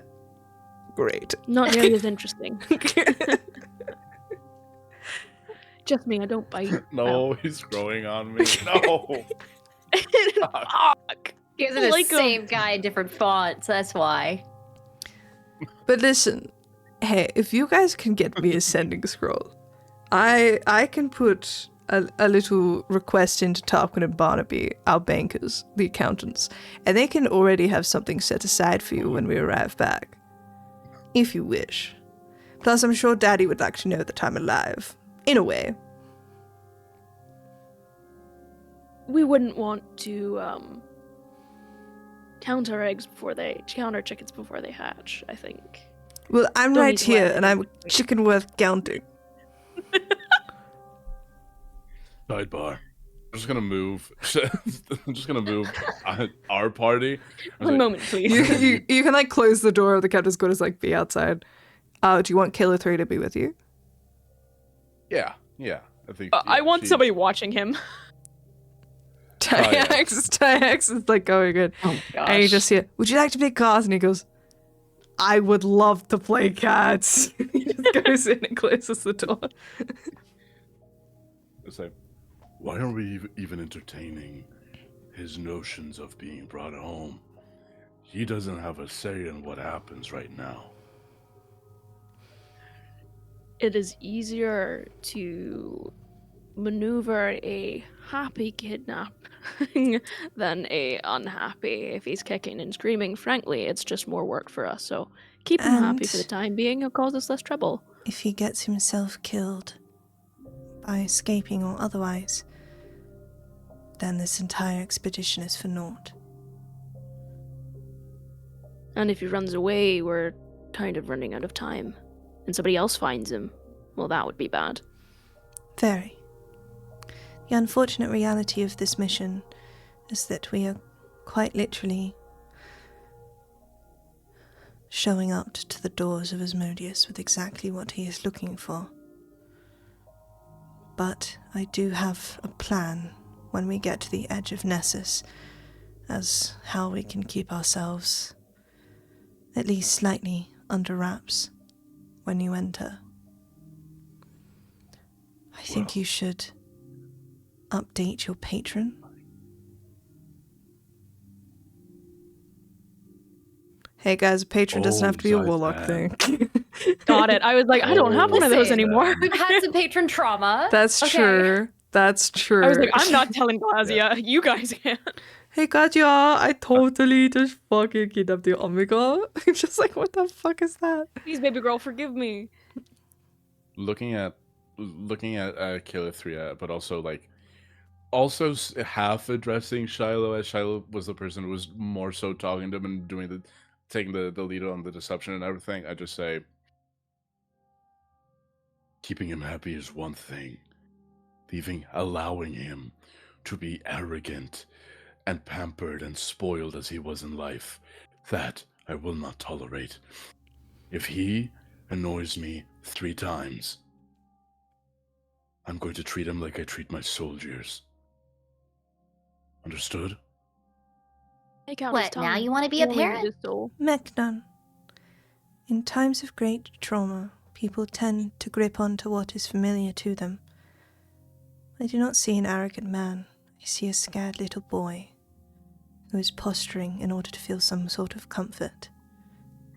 He has died a truly traumatic death and wishes to grip onto some form of hope. He isn't arrogant. He is very, very scared. He is looking for trust, as all mortals do, despite the horns and otherwise. He, compared to many others out there, can be far better trusted than a devil. He is from your home. Do try to remember that. Empathy is a tool, no matter how much you'd like to think it a weakness. My empathy is quite blunt. If I try things your way, I would have him subject himself to a zone of truth and speak to him without the bullshit of performance. Perhaps that could work. But do not confuse empathy with mere insight. Empathy requires a feeling. Insight is just an observation. I look at Raimi. You changed, God. You should be good at tending to the emotional needs, and I can provide structure. I don't know if that's what that means, but I can try. Sounds like a plan. I just don't want him prancing around. He annoys me. Yeah. He's kind of growing back on in. me. I say I'm gonna start walking downstairs. You say that, you just shiver. You guys walk Is back Tyx into winning? the little... No, you guys walk into the captain's quarters, fuck. and in First less time. than Tyx, you're our 5 only minutes, hope. you just see Ashma already has quite the pile of coin and trinkets next to him, and you just see a red-faced Tyax who is holding cards to the point of near crumpling them. It's like, I love the idea that they've somehow started playing strip poker and like Tyax is wearing almost nothing. yeah, I think once Tyax ran out of money, he started auctioning his clothes off. It's just like a boot, shirt, And you just sweater. see Eshma with this very this very proud little smirk as he looks supremely comfortable. He just says, "Look, I do not believe it is possible for me to get a similar hand 6 times in a row. Shall we go again?" And Dykes is just like, all right. The cards are shuffled. Clear the cards. Tyax, you may go. You can take your clothes. It was just a bit of fun. And your coin. I don't need it. And Tyax just grabs his stuff with his pantaloons on and just hurries out of the room. I'll say, just in case, it's going to be fairly high. Mechanon, roll me a perception check. Why, bro? 'Cause. 3, my guy. Don't worry about it. Go ahead. Alright. I'm just gonna push everything on the table to the side. I'm just gonna sit opposite him. I'm just gonna say, You just see him just shuffling cards, it just is Yeah. a tick. But he's doing that fancy one where he kind of pulls it apart and shit. that's cool, admittedly. It's kind I'm of sick. staring him down. I'm just gonna say, I don't particularly like you, but I don't particularly like most people. That doesn't mean we can't all be beneficial to each other. You need trust. So, here's the deal. Zone of truth. All of us in this room, and we all talk and come to an agreement.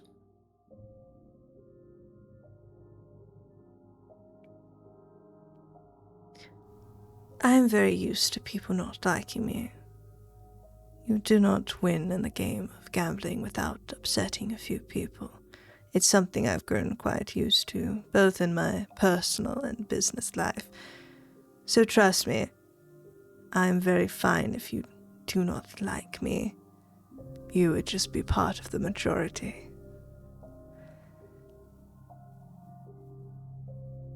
How am I to know that youth within the zone of truth are also subject to the spell? Despite the fact that I abstained from the Bard Colleges, Wizard Colleges, military, and church, I am familiar with how magic works.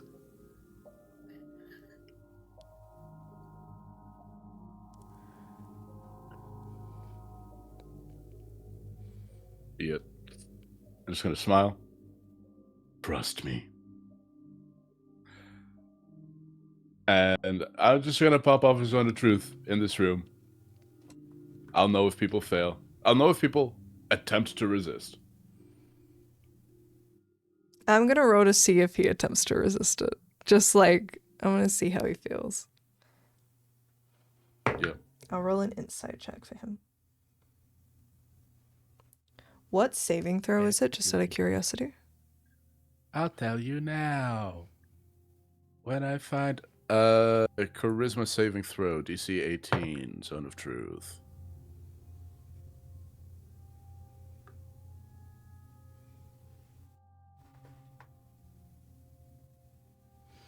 You get a sensation as he looks at you that he is pulling away, and he is pulling away with you get the intense vibe that he can immediately shunt it from himself. But then he holds it and he lets himself fail. I'm going to point I'm at definitely you. resisting. I'm going to point at him, and I said, "You've allowed it." I'm going to point at myself. I'm going to willingly... I don't know if it affects me, but I'm going to say about myself, I'm allowing it. Yeah, if anybody here What wants to color are your resist, skin? Tell a lie. Say that your scales are red. will not say that, for that is not true. He's gonna roll an insight check. Can you roll either persuasion or deception? You don't have to tell me which, just tell me the total.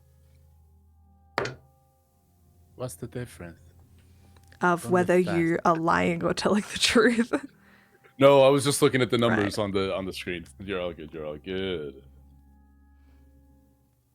That's a 27. Yeah, no, he fails. All right. Yippee. I don't know if there's much to know about little old me, but if you wish to make a deal, I'm quite good at those.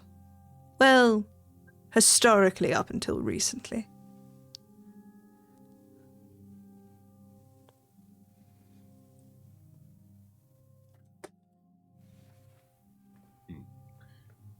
Questions first. How much do you remember about your time in the Hells? Tell me everything that you remember. Well, I woke up in the brig, and this great big demon, who said his name was Abagor, said that I was to be delivered to his master and then his master's master, which I assume is the big boy in red. And so he basically said that, and then said that I would be prisoner, that I'd been kidnapped, and that there would be no escape. And then I sort of got to know the guards a little bit, and, you know, after a while I knew they were bored, I knew I was bored, and Abagor didn't really allow for much fun and games. And I always just have a pack of cards on me, so I asked if they wanted a game, and after the first time I won, I got a little gold, and then a soul coin, and then I asked if they could take the manacles off, and then I asked for a chair, and then a nice warm meal, and then the wine. But I find people find it rather hard to resist a good bet. I am as much of a victim to it as myself. I asked a question. I don't know who's in the room here with us, but I'm just gonna look at the other two so everybody gets a chance to like ask questions and interact here. This isn't a one-on-one interrogation. This is anybody who wants to be in here. I think Shiloh is probably in the room observing. She probably has to like move Tyax's like left sock or something off of the couch in order to do so, and we'll like grab a bottle of whiskey and just observe for the moment. I enjoy that this implies that there's a couch. Yeah, I imagine. Well, it's not like a couch, but like, you know, those like shitty boat-seated area. Yeah, it's more of a bench than a couch, but it's got the look of plush. But it's the hardest thing you've ever sat on in your life. Absolutely. She'll sidle up there and observe for the minute. Yeah. I don't think Raimi has much to say, but she definitely has her weapons out at any given point, especially her shield, even though it's a little bit different than last time. Actually, it's an entirely different shield than last time. A much more intimidating weapon. The Rancer of Torture is out, and just making extra sure that he knows that she is not only the guy who killed him last time, but significantly worse. Are you planning to kill me? Is Calithria in the room? Calithria is by the doorway. Are you planning to kill me? We have question no plans for to kill Maddie. You. We have no plans to kill you. I want to hear it from Wording him. very specific.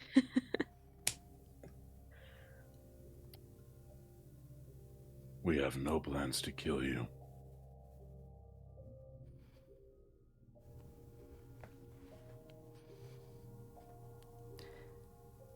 You may ask a question now. I believe that's how it works. 20 questions.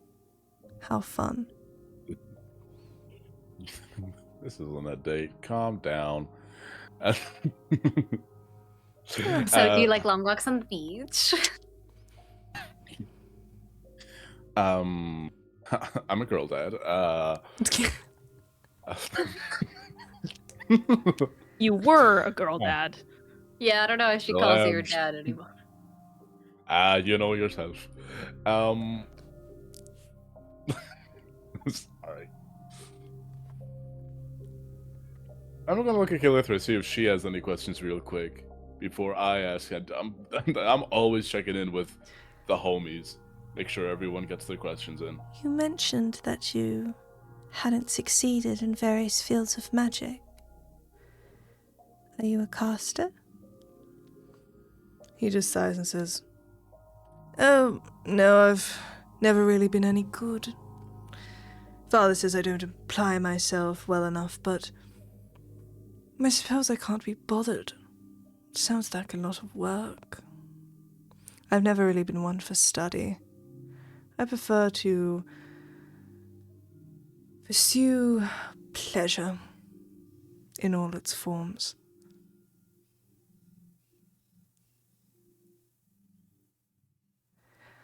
My turn.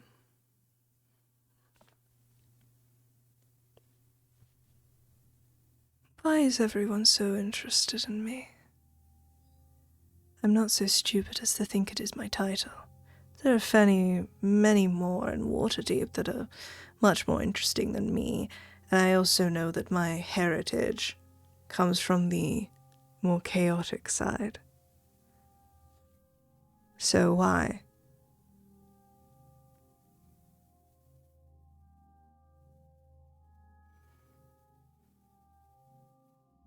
This is where I, Apollo, don't remember what the fuck. I mean, know that he can blow up.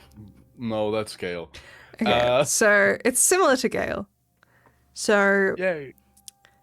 Essentially, the Unmaker is a soul that keeps getting reincarnated that was infected by like a shard of Netherese power. And it is like uncontrolled, and it gets reborn every time the Unmaker dies. And if the Unmaker is left untrained, they can cause like cataclysms that make the fall of Netheril seem like a footnote. And historically, the Council of Harua work to find this soul every time it is reborn and take it back into Harua to train it. However, after they managed to figure out who it was and he died, and then they found that the soul did not reincarnate because it had been captured and sold to Asmodeus, and it is owned by Asmodeus currently. And so, if Asmodeus realizes what this soul is capable of, he could either use it to cause mass mayhem, or he would have no idea how to use it and could possibly destroy the hells and thus succumbing the entire world to an apocalypse of the abyss. Essentially, Asmodeus accidentally got himself a nuclear bomb and didn't realize it. Perfect. Awesome. And you get the vibe that Eshma has no idea. That's perfect. Awesome. Your soul is special, and dangerous people want it. I believe dangerous people have it. I did read the contract.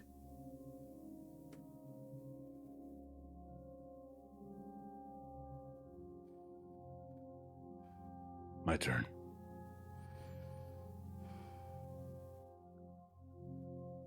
Looking at Shiloh, looking at Remy, looking at Calithria, pointing at Shiloh.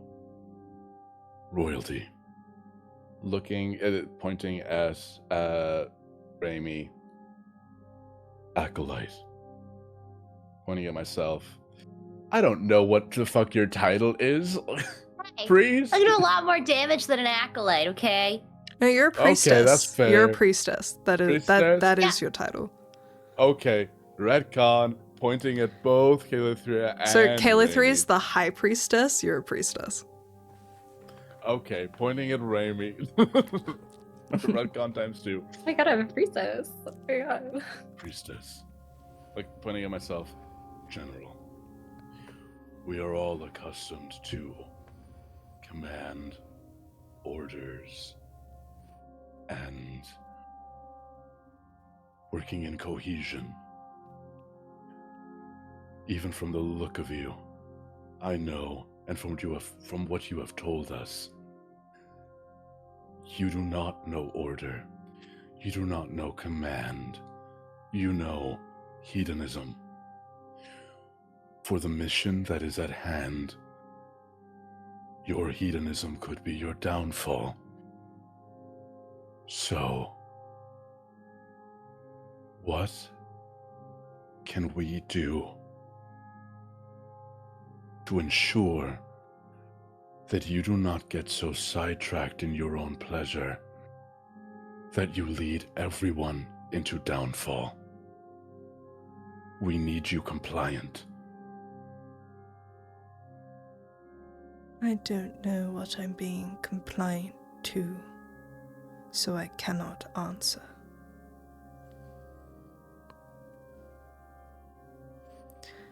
Above table. Stay on the ship. Listen to us.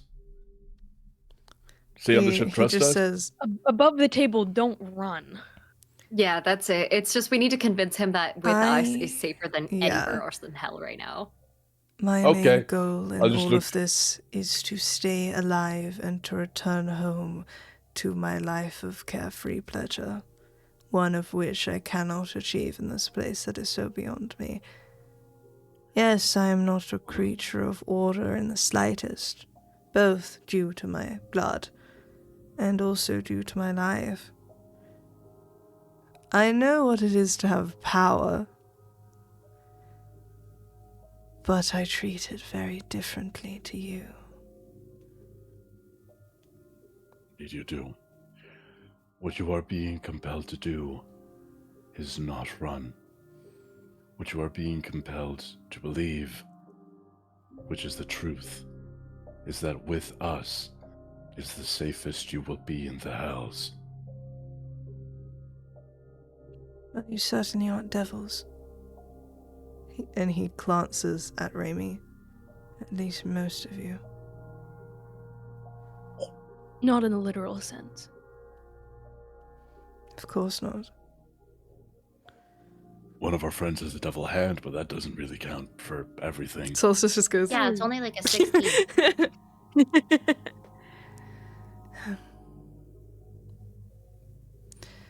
I agree that with you, it would be safer.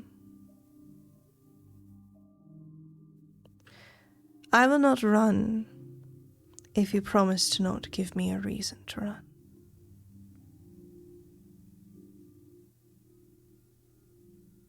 I think Hand we can work with out. that. The terms are acceptable. Fuck, I'll even give you a soul coin allowance so you can hang out with Tyax if he keeps you the fuck here.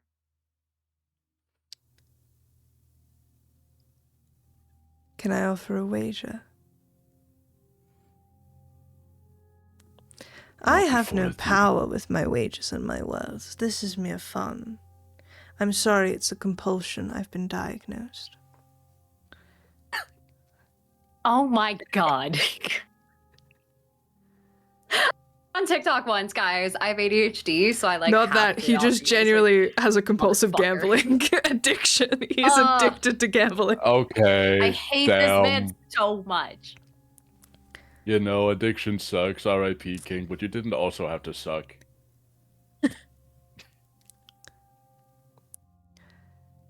I'm listening. I bet that you can deliver me back to the rooms of my father, alive, breathing, and with a soul.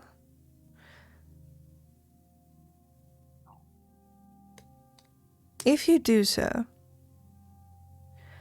I will...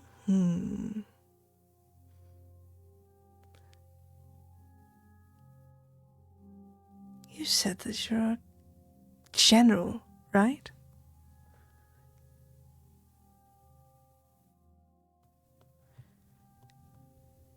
Are you familiar with the names of the nobility in Waterdeep? I am unfamiliar with yours, so I should not be offended if you are not familiar with me. I don't look like the rest of my family, so I'm often not associated. But I am part of the Gontiel family. We are most known above board for our fortune in mining and trading and otherwise. But we also happen to be quite the powerful mages and below-table mercenaries. In the nicest of words, my family controls all of the ins and outs of arms dealing and weaponry in the Sword Coast, beyond the thieves' guilds, of course. But then again, most thieves' guilds need to rub shoulders with the legal kind. If you get me out alive, I will give you this access of what I can.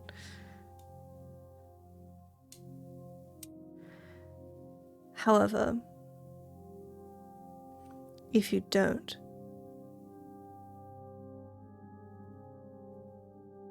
what will you give me?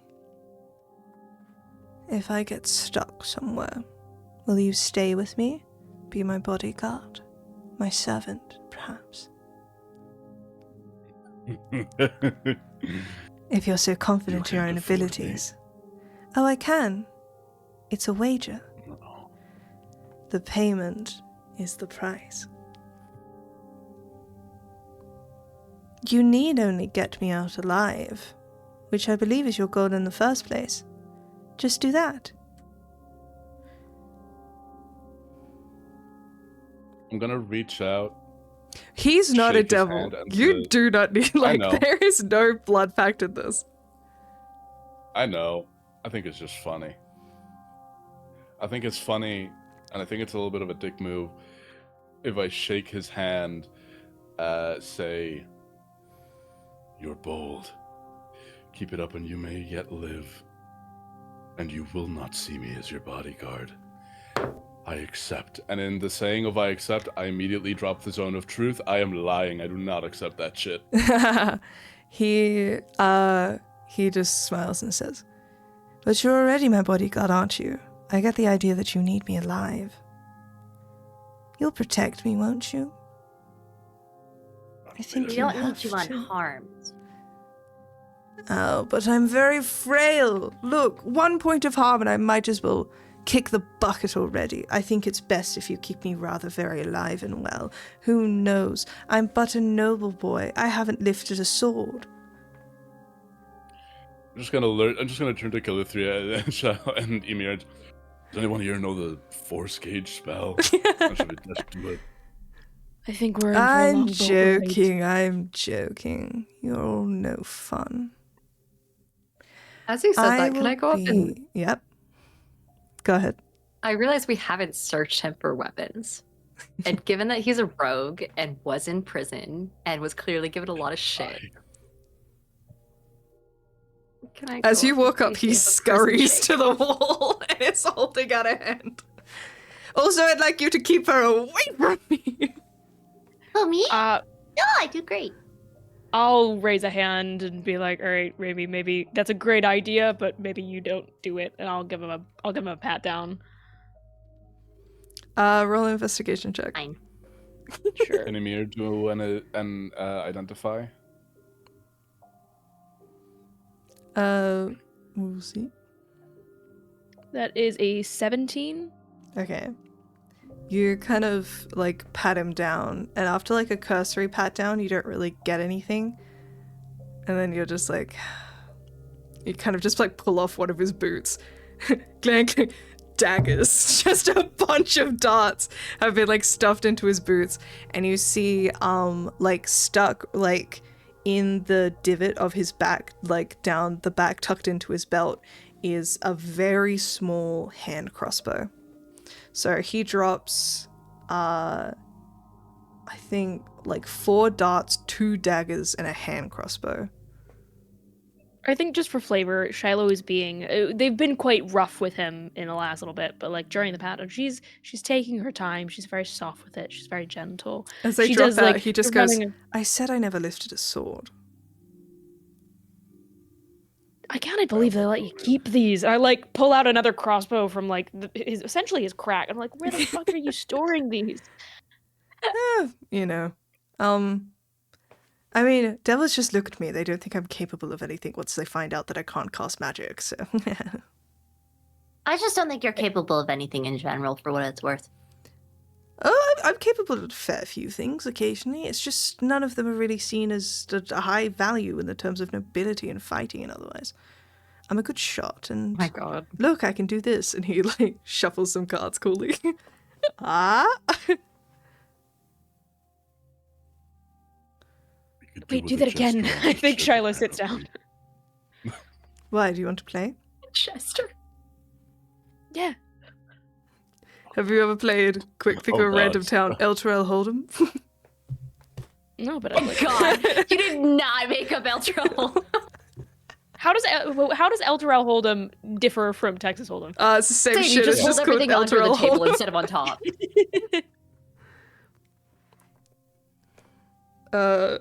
Has anyone seen the film Rounders?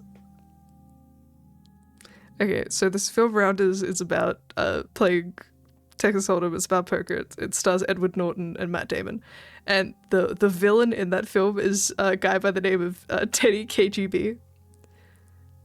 That is a real thing.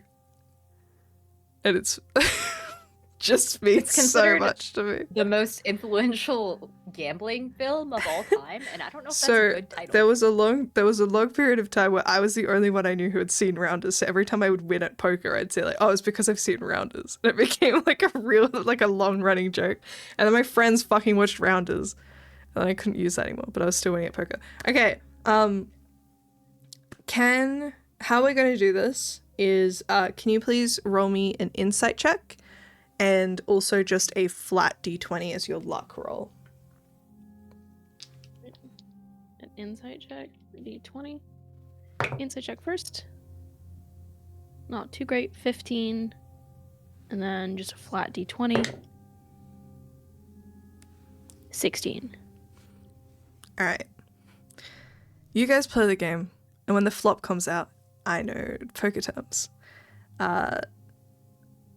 I think for this first round, you can tell that he does not care about what is on the table. He just likes to play and he likes to win.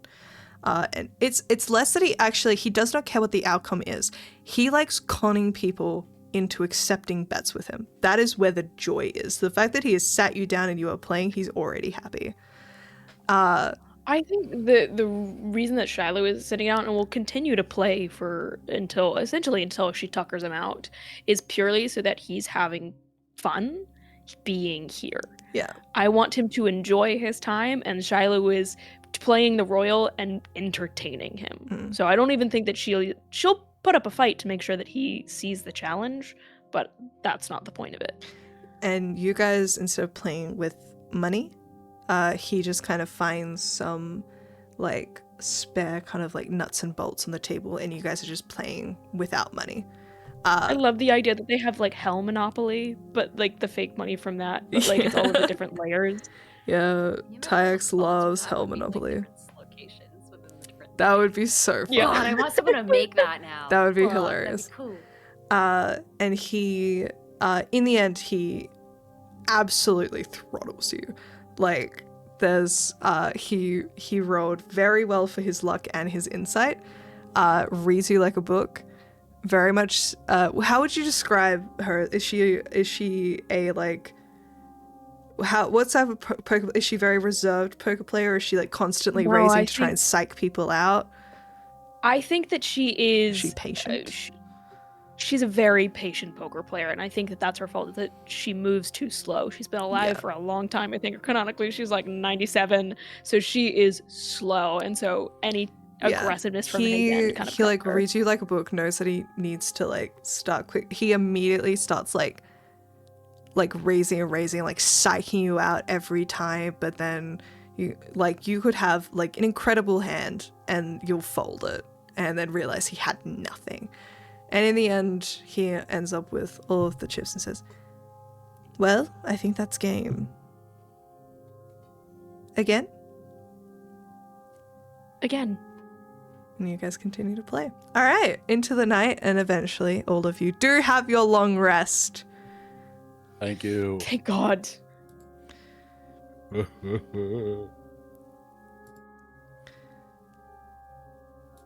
Shiloh hasn't had noble company in a hot minute, so I think she's enjoying it.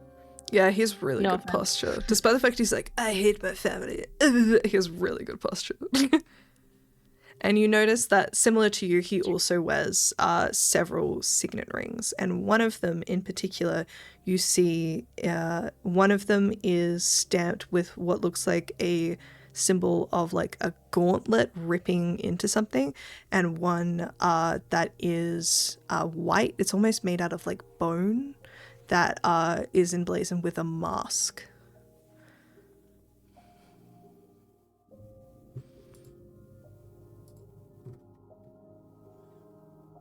Roll me a history check. I don't know how much you know about. I feel like you'd know a fair amount of Waterdeep because, like, one of the major powers in Faerun for certain.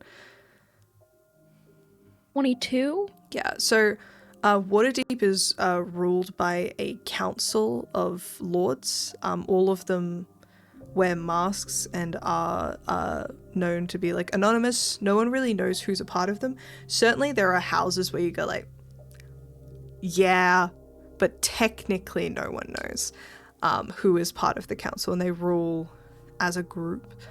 And Waterdeep, in general, is where they get most of their powers. They are a massive trade nation. They have the trade corner of the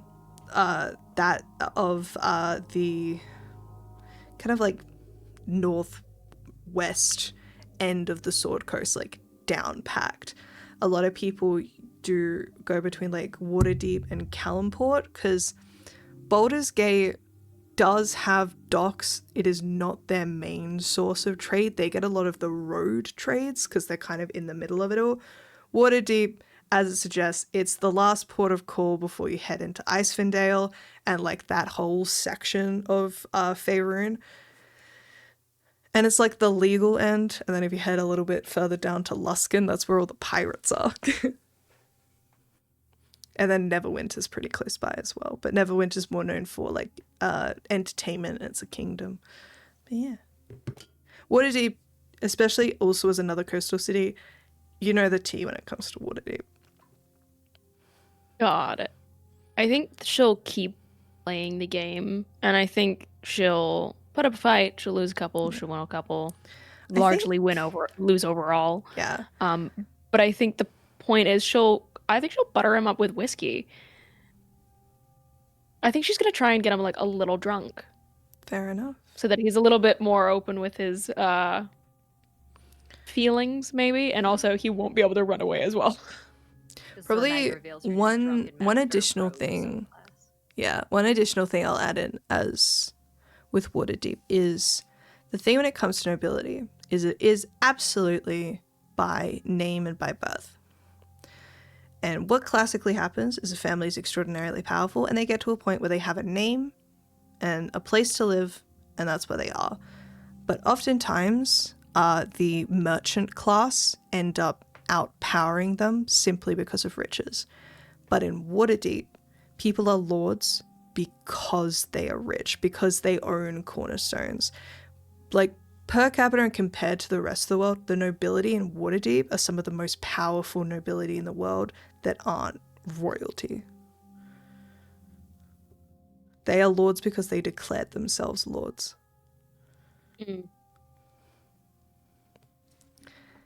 Anyways, yeah, even when he loses, there's a glint in his eye that he just wants to lose so that the game can go on for longer. As you recall, he said in that meeting that he'd only ever lost a bet. He'd only ever lost a game once, which means when he loses, he does not declare that a loss, which is interesting to you. And as the whiskey comes and the questions continue and he talks more about his love for the game, he does reveal that one of the last things he ever did was play a card game with a stranger in a drinking hall. Classic. Who said that he had never lost a game of cards, and that was an offer that was far too appealing to a man like Ashma. And after signing a contract for his soul and being given great power, but more than anything, the ability to say that he had outsmarted the king of hell himself, Ashma had lost a game of cards and thus had gambled his soul away to Asmodeus himself. Classic. Damn. Devil came down, Georgia. I was literally like, all he's missing is the fiddle. He just needed the fiddle and he could have been okay. But yeah, night comes, all of you have your long rest, and eventually the morning doth arrive. And we're almost at time, so instead I think I will introduce what awaits for you in the layer that you are currently on. I think for the night, you guys go like up, trying to get like far away from the submersible so you can't be tied to it. And I think you guys like approach the kind of like dock area. It's very beautiful of Maladomini proper, kind of anchor and then sleep. But as the morning comes and you all manage to look properly upon Maladomini and see her in her true glory, the theme song of Maladomini is "Would I Lie to You" by the Eurythmics. Oh my god, I almost forgot.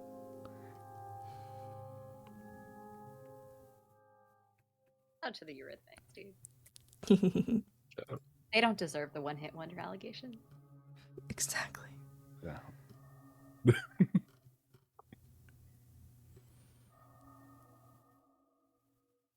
During its heyday, Maladomini was a beautiful paradise with varying biomes and lush vegetation. Sadly, the only forests that remain are either decaying or dead, with no wildlife or beauty to be found. In between the deforestation lie strip mines, surface mines, and processing facilities that belch smog and toxins into the air. Any water that once existed has turned to sludge, save only for the secluded Styx.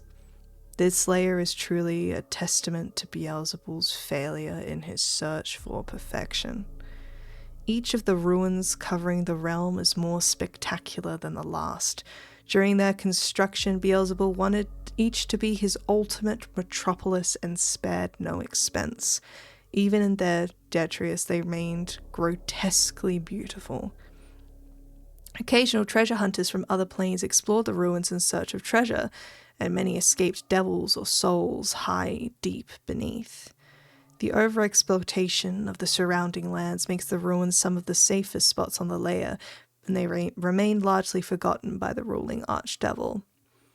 Despite his disloyalty to Asmodeus, Beelzebul remains the archdevil in charge of Maladomini.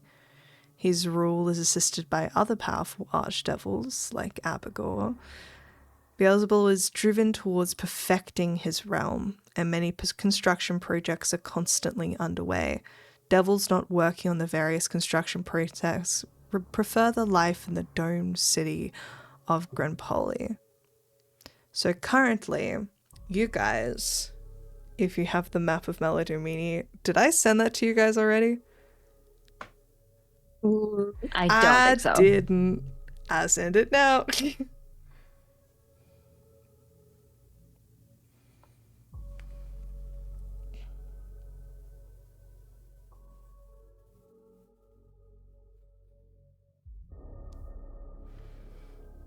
So this entire place looks like a sprawling metropolis that is halfway built. There are ruins, and then there are teams of like shade souls and imps that are like constantly building. There are scaffolds everywhere, and you can kind of see in the distance of the great city, there are people teeming the streets of all kinds. And as you look upon it, you guys are currently on the River Styx near the bridge that is closest to the entrance of the city of Grenpoli.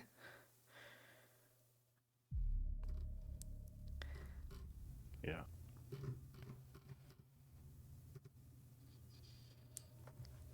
Calithria approaches your group and looks out.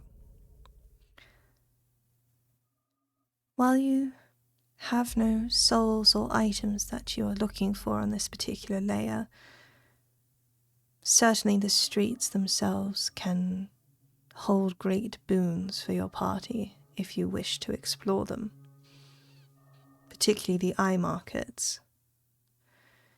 Maladomini is a layer of deceit, but none are more deceived than perhaps its master, Beelzebul himself, who ruins every part of it in a main attempt to make a wonder of beauty that would put other planes to shame. Constantly beginning and then abandoning his increasingly ambitious projects, he leaves behind a polluted wasteland of dead forests, toxic water, and shell, half-completed palaces, castles, cities, each abandoned as it fails to meet the architect's impossible standards. One particularly expansive landscape comprised of a labyrinth of roofless houses, half-raised towers, and foundations of great works, there in the shadow of a ruined dome, surely too grand to have ever been completed, squats the eye market, the underside of Maladomini, a festering secret hidden under the nose of the layer's archdevil, a siren's lure to all those exhausted by the hideous waste of the layer, because there is salvation to be had there of a kind. If the sights of Maladomini offend your eyes, the devils say, then pluck them out. My intuition says that perhaps you should venture there, see what you can find.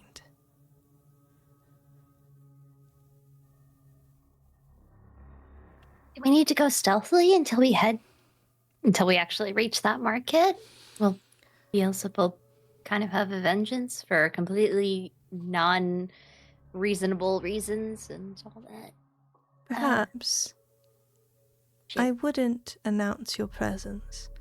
Once you venture into the eye markets themselves, which is more of an underground city than just a marketplace, then most people are not especially loyal. They're loyal to one another and split up into large groups of organized crime that rule themselves. Of course, the city is yours to explore if you wish. There is nothing keeping you here. We can always continue on, journey into Cania, to... She kind of looks over to Solstice, to retrieve the final piece. Think about it. And at that point, we will end the session here, because we'll allow other players to come back and decide if this is something that you want to do. Because basically, I have both Maladomini, the eye market and stuff, and Cania prepped, so I'm chilling. Big villain chilling. But if you guys want to go for a explore, you absolutely can. But at the same time, hey, You have no reason to. I respect both options. But also know that you have some allies in the eye markets. I believe your good friend Dispatch said that he was going to be heading there next. Yeah, but Dispatch also works for fucking Raphael, and Raphael wants my ass, and I'm kind of good. Fair enough. Anyways, hey everyone! Thank you so much for joining us today. Hope you enjoyed this session. It was a lot of talking and me doing a funny accent. Make sure you check out Cersei's Guide to Ayaya, and hopefully we'll see you on the 20th for our stream. Please come. Alright, let's say goodbye to these lovely people. Starting with Hannah, tell the people where they can find you. Hello, it's me. I'm Hannah Harper. You can find me everywhere on the internet at Hannah Plays D&D. If the name's not there, then neither am I. You can catch me doing fun stuff like playing lots of games and start playing. You can catch me at D&D to Castle in August. I'm going to be there for not 1, but 2 rounds. And I'm going to be running a fun Fae Domains of Delight meets Game of Thrones thing. So you should go and check that out. I don't have anything coming up. And I'm so thankful because I'm tired and I'm going on vacation. So I will be off the internet for the next 2 weeks. And I will see you guys around. Incredible. Diana! Hello, I'm Dinah Faye, also known as Dinah the Rose. I'm not going to be anywhere for the next couple of months, thank God for my travel schedule. However, you can next see me in person at PAX East, which is going to be in March. So until then, you can catch me on all platforms as at Dinah the Rose. It's long form, short form, where I talk about various ways to get into D&D a bit more, be a better DM, be a better player, talk about all these TTRPGs you might not have heard of, even board games a little bit. And I'm also streaming here live on Twitch 3 days a week. So that is at Diana the Rose, absolutely everywhere. Incredible. Apollo! Hello there, I didn't see you come in. My name is Apollo. You can find me on the internet at TallNerdApollo. I do cosplay, I do voice acting, I do TTRPGs, performing, running as a pro GM over on Start Playing. I've said it before, and I have to say it now again so that I eventually bully myself. If I say it in enough places, I'll have to post the video. I'm going to be posting some promo stuff for my Start Playing, because starting in the new year, I'm going to have a shit ton of more campaigns being popped up there. We're going to start off with some sweet little 4-session things just to get just to play with a bunch of new people, and then once we're a little bit into the year, we'll start kicking off some more long-term stuff. So I don't know, if you want to hang out with me, I guess. And I'm not going any other country, so just come to Ireland. We'll hang out. We'll have a kiki. It'll be great. It's gonna be fabulous. Hi. I'm Madeline, this is my channel. You should donate to Ayaya. We did get some donations while the stream was happening. Thank you to those 3 people. We are 43% funded. How exciting. Let's go. Amazing. I'm very grateful and slightly overwhelmed. Thank you for all the support. I love you all. Also, I have some spots open in Start Playing Games. I'm running a Monster Hearts campaign. It's going to be really fun if you like small town horror. It's inspired by the Magnus Archives and Welcome to Night Vale. So if you, and also like very, what's the game called? The one with Chloe and Max and they're fucking lesbians. You guys don't know Ball. Hang on. Neither do I, apparently. The Damn, fucking okay. and like they go back in time and she has the deer shirt and it came out like 2015. Hang on. Her name is Max Caulfield. I can tell you the character's full name and I can't tell you what the game is called because that's my brain right now. You're doing Life amazing. is Strange. Very Life is Strange core. Thank you so much. Life is Strange. Yep. It's very fun. Also, we have a spot open in a Strixhaven game. So if you don't mind joining a pre-established game, you can. We can like, hey, we can make you like weirdly connected to the plot. It could be really fun. But yeah, that's there. Definitely check it out. And yeah, hopefully we'll be playing next week. We'll see how many players are free. Because like worst comes to worst, we can just say that some people we can make Melodomini like a fun side quest for like some people to go on. While other people are like, I'm staying on the boat. We'll see. Should be fun. We'll see you on Saturday. We'll raid into someone. Have a wonderful rest of your day, everyone. We'll see you next time. Bye-bye. Bye-bye now. Bye-bye.